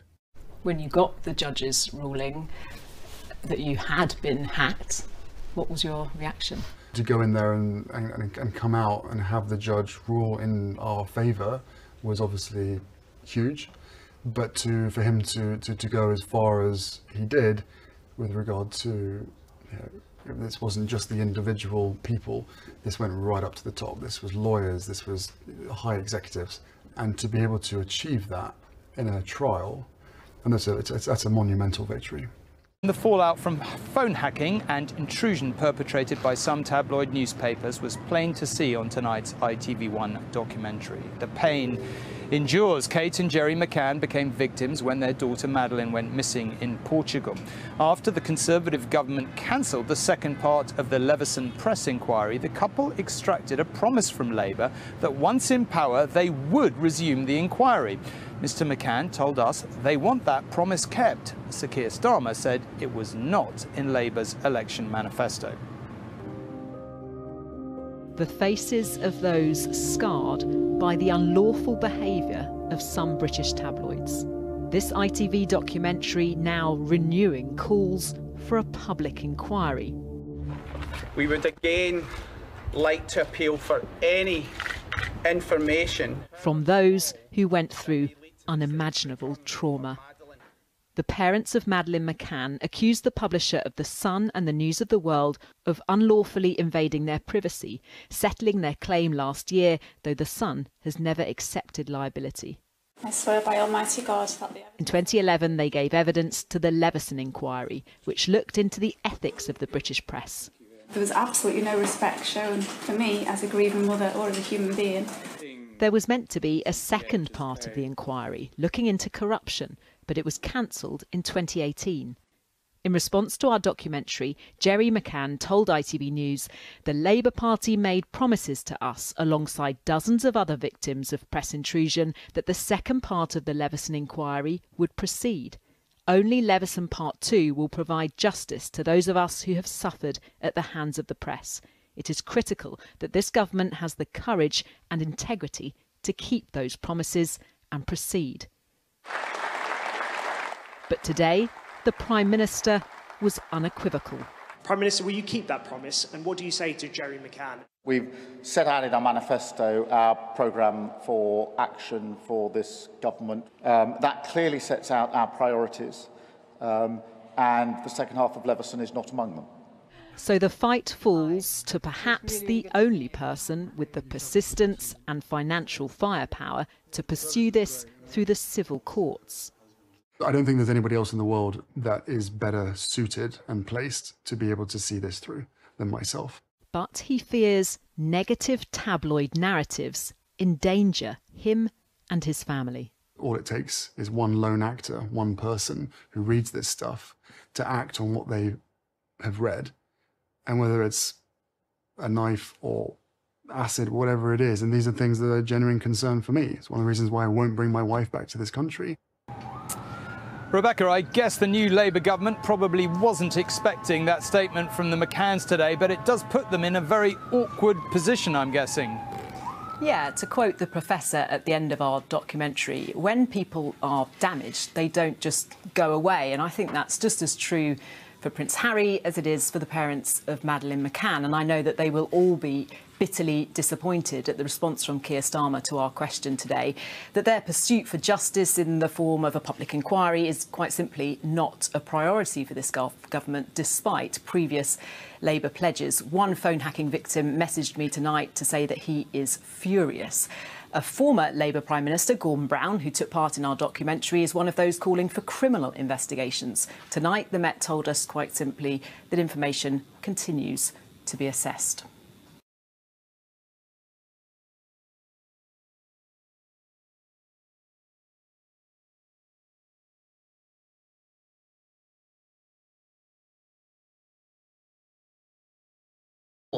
Let me show you this tangled web. So this is how intertwined everything is. Charles's reputation is in the toilet. He needs to rehab it, and his sons are more popular than he is. And he also wants to rehab his then girlfriend's image so that she can one day marry him and become princess consort, queen, anyway. Mark Boland works for them from 97 to 02. He is in a long-term relationship with Guy Black, who is the head of the PCC, which is supposed to be regulating the media. Mark Boland happens to be friends with Rebecca Brooks. They once went on vacation together. How nice. When Rebecca Brooks was at News of the World, she worked under Piers. Piers Morgan, also her friend.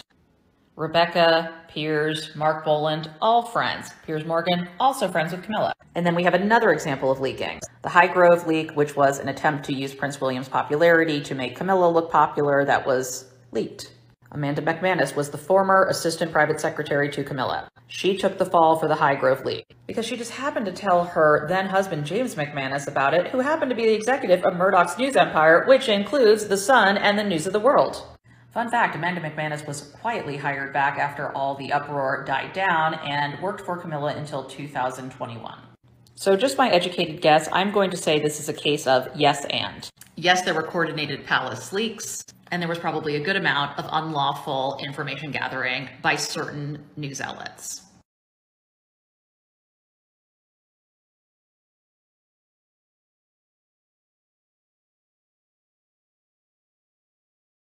And the fact that we have now heard that Harry was told that unless he withdrew these allegations that he made, and he named an official, unless he withdrew that allegation, his allowance would be stopped.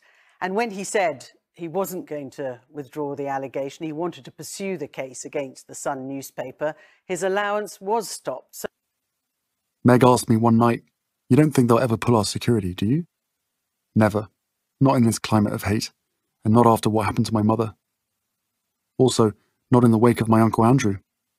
He was embroiled in a shameful scandal, accused of the sexual assault of a young woman, and no one had so much as suggested that he lose his security.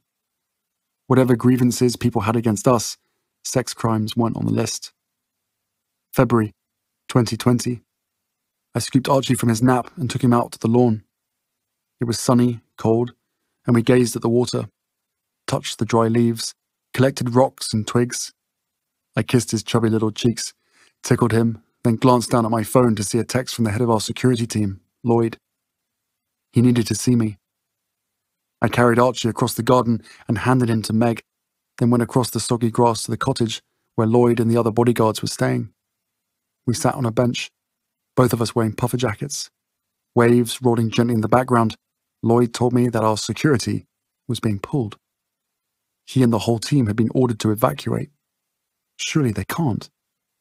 I would tend to agree, but they are, he said. So much for the year of transition.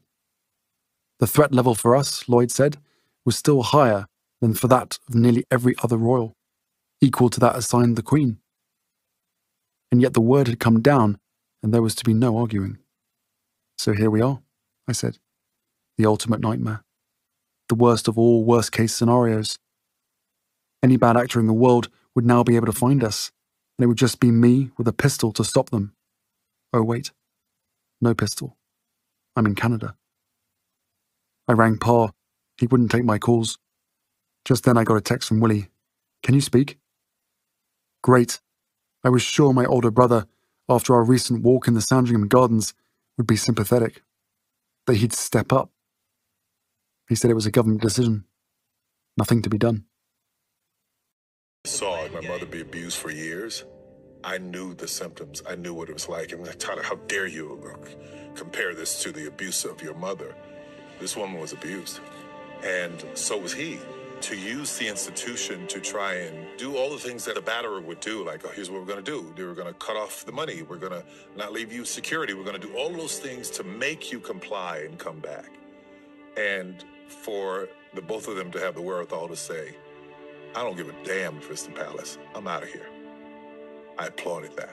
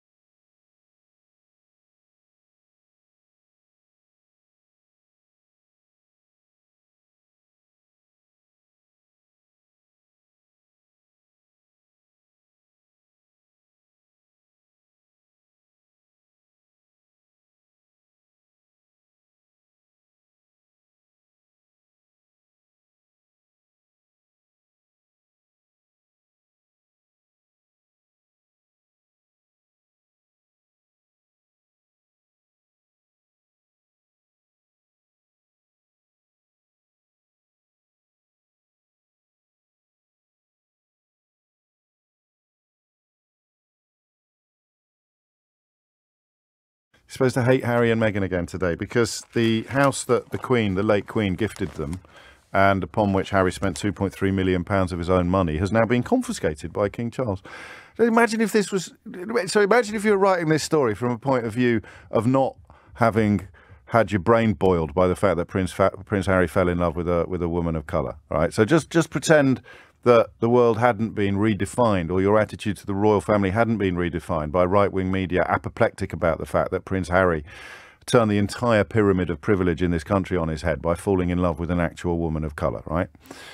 So, and King Charles was currently much more under attack than his sons, okay? Because he used to be very much under attack for the appalling way in which his late wife and Prince Harry's mum was treated, and indeed the way in which the now Queen was insinuated into public life, having her reputation completely rehabilitated thanks to collusion with newspapers, which was, well, I think seeing her sit down for a meal with Jeremy Clarkson shortly before Jeremy Clarkson wrote that article about Meghan Markle, which reports today suggest might see him deemed surplus to requirements over at ITV, tells you everything you need to know about the nature of those relationships and those quid pro quos.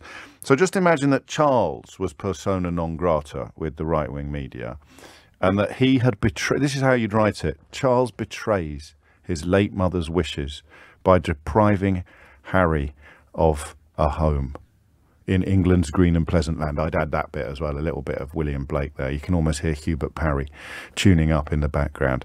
Cruel Charles, callous Charles. I can't quite get the alliteration. Just sounds a tricky. Cheesy doesn't work. So cruel Charles betrays. Cruel Charles betrays late Queen's wishes by stealing Harry's home. Second line. Harry and Meghan denied place in England's green and pleasant land by jealous parent. You see how it would work? Because the Queen gave them a house and he's taken it away. So betraying the late Queen's wishes. That is how... Churlish Charles? Thank you. Churlish Charles? Yeah, Churlish Charles. It's tricky that, because you're weighing up the alliteration with the stronger adjective. So cruel Charles is much stronger. Churlish Charles. Churlish Charles works pretty well, actually. Churlish Charles steals Harry's house. There it is. Churlish Charles steals Harry's house. Second line, late Queen cruelly betrayed by brutal eviction. That's the story, by the way, if you don't know what I'm talking about. Churlish Charles has stolen Harry's house. The late Queen wanted him to have it. He spent 2.3 million quid tarting it up, and money he repaid actually to the public purse after stepping down from royal duties. And lo and behold, Charles has demonstrated his, according to newspapers, he's demonstrated, let me tell you what the Daily Mail have to say about it, because we could always do with a laugh. Charles evicting Harry and Meghan from Frogmore is the act of a king putting his country first. I love showing you how twisted the media is, because if you're not an anorak like me, you probably don't notice. So that headline could easily be exactly the same story. Churlish Charles steals Harry's house. Late Queen betrayed by brutal eviction. That exactly the same story, right? But the invitation to hate in recent years has involved Harry and Meghan, because much of the British media continues to favour a man who paid millions of pounds to a sex trafficking victim who accused him of multiple sex crimes than it does to a man who had the audacity to fall in love with a woman of colour. We've got it. Callous King.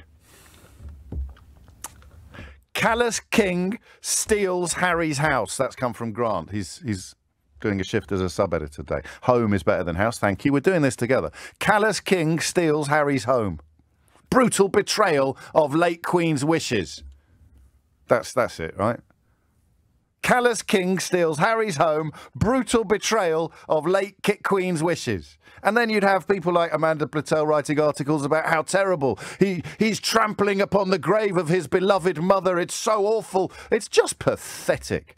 It is absolutely, it's the infantilization of a nation. I mean, it's been underway for hundreds of years, but occasionally the absurdity, the hypocrisy, the base corruption of it is so irresistible that it can't help sticking its head above the parapet. Callous King steals Harry's home. There it is. So investigations, there have been convictions, millions of pounds have been paid out in compensation. Some will wonder, why are you still fighting? because that evidence needs to come to the surface. And then after that, the police can then make their mind up, because this country and the British public deserve better. Prince Harry's mission stands in stark contrast to his brother's approach. In 2020, Prince William reportedly settled out of court with newsgroup newspapers for what's been described as a very large sum of money. To what extent do you think that your determination to fight the tabloids destroyed the relationship with your family? I think there's, that's certainly a central piece to it. But, you know, that's a hard question to answer, because anything I say about my family results in a torrent of abuse from the press. I've made it very clear that this is something that needs to be done. It would be nice if we, did it as a family. I believe that, again, from a service standpoint, and when you're in a public role, that these are the things that we should be doing for the greater good. But I'm doing this. I'm doing this for my reasons. What do you think of their decision not to fight in the way that you have? I think everything that's played out has shown people what the truth of the matter is. For me, the mission continues, but yes, it's caused, as you say, part of a rift. You said in court documents that the Queen, your granny as you call her, supported your claim. What do you think she would think of what you're doing now? We had many conversations before she passed. This is very much something that she supported. She knew how much this meant to me, and she's very much up there going, see this through to the end, without question. Question whether there's an element of payback here too? No, I think I know that it is clear now to everybody that the risk of taking on the press and the risk of such retaliation from them by taking these claims forward, it's clearly not in my interest to do that. Look at what has happened in the last 4 years to me, my wife and my family, right? So that was a very hard decision for me to make, which is how bad is it going to get? Some people would say that you taking on these high profile battles, but that actually attracts more attention onto you. There is more than enough attention on me and my wife anyway. They pushed me too far. It got to a point where you're damned if you do, you're damned if you don't.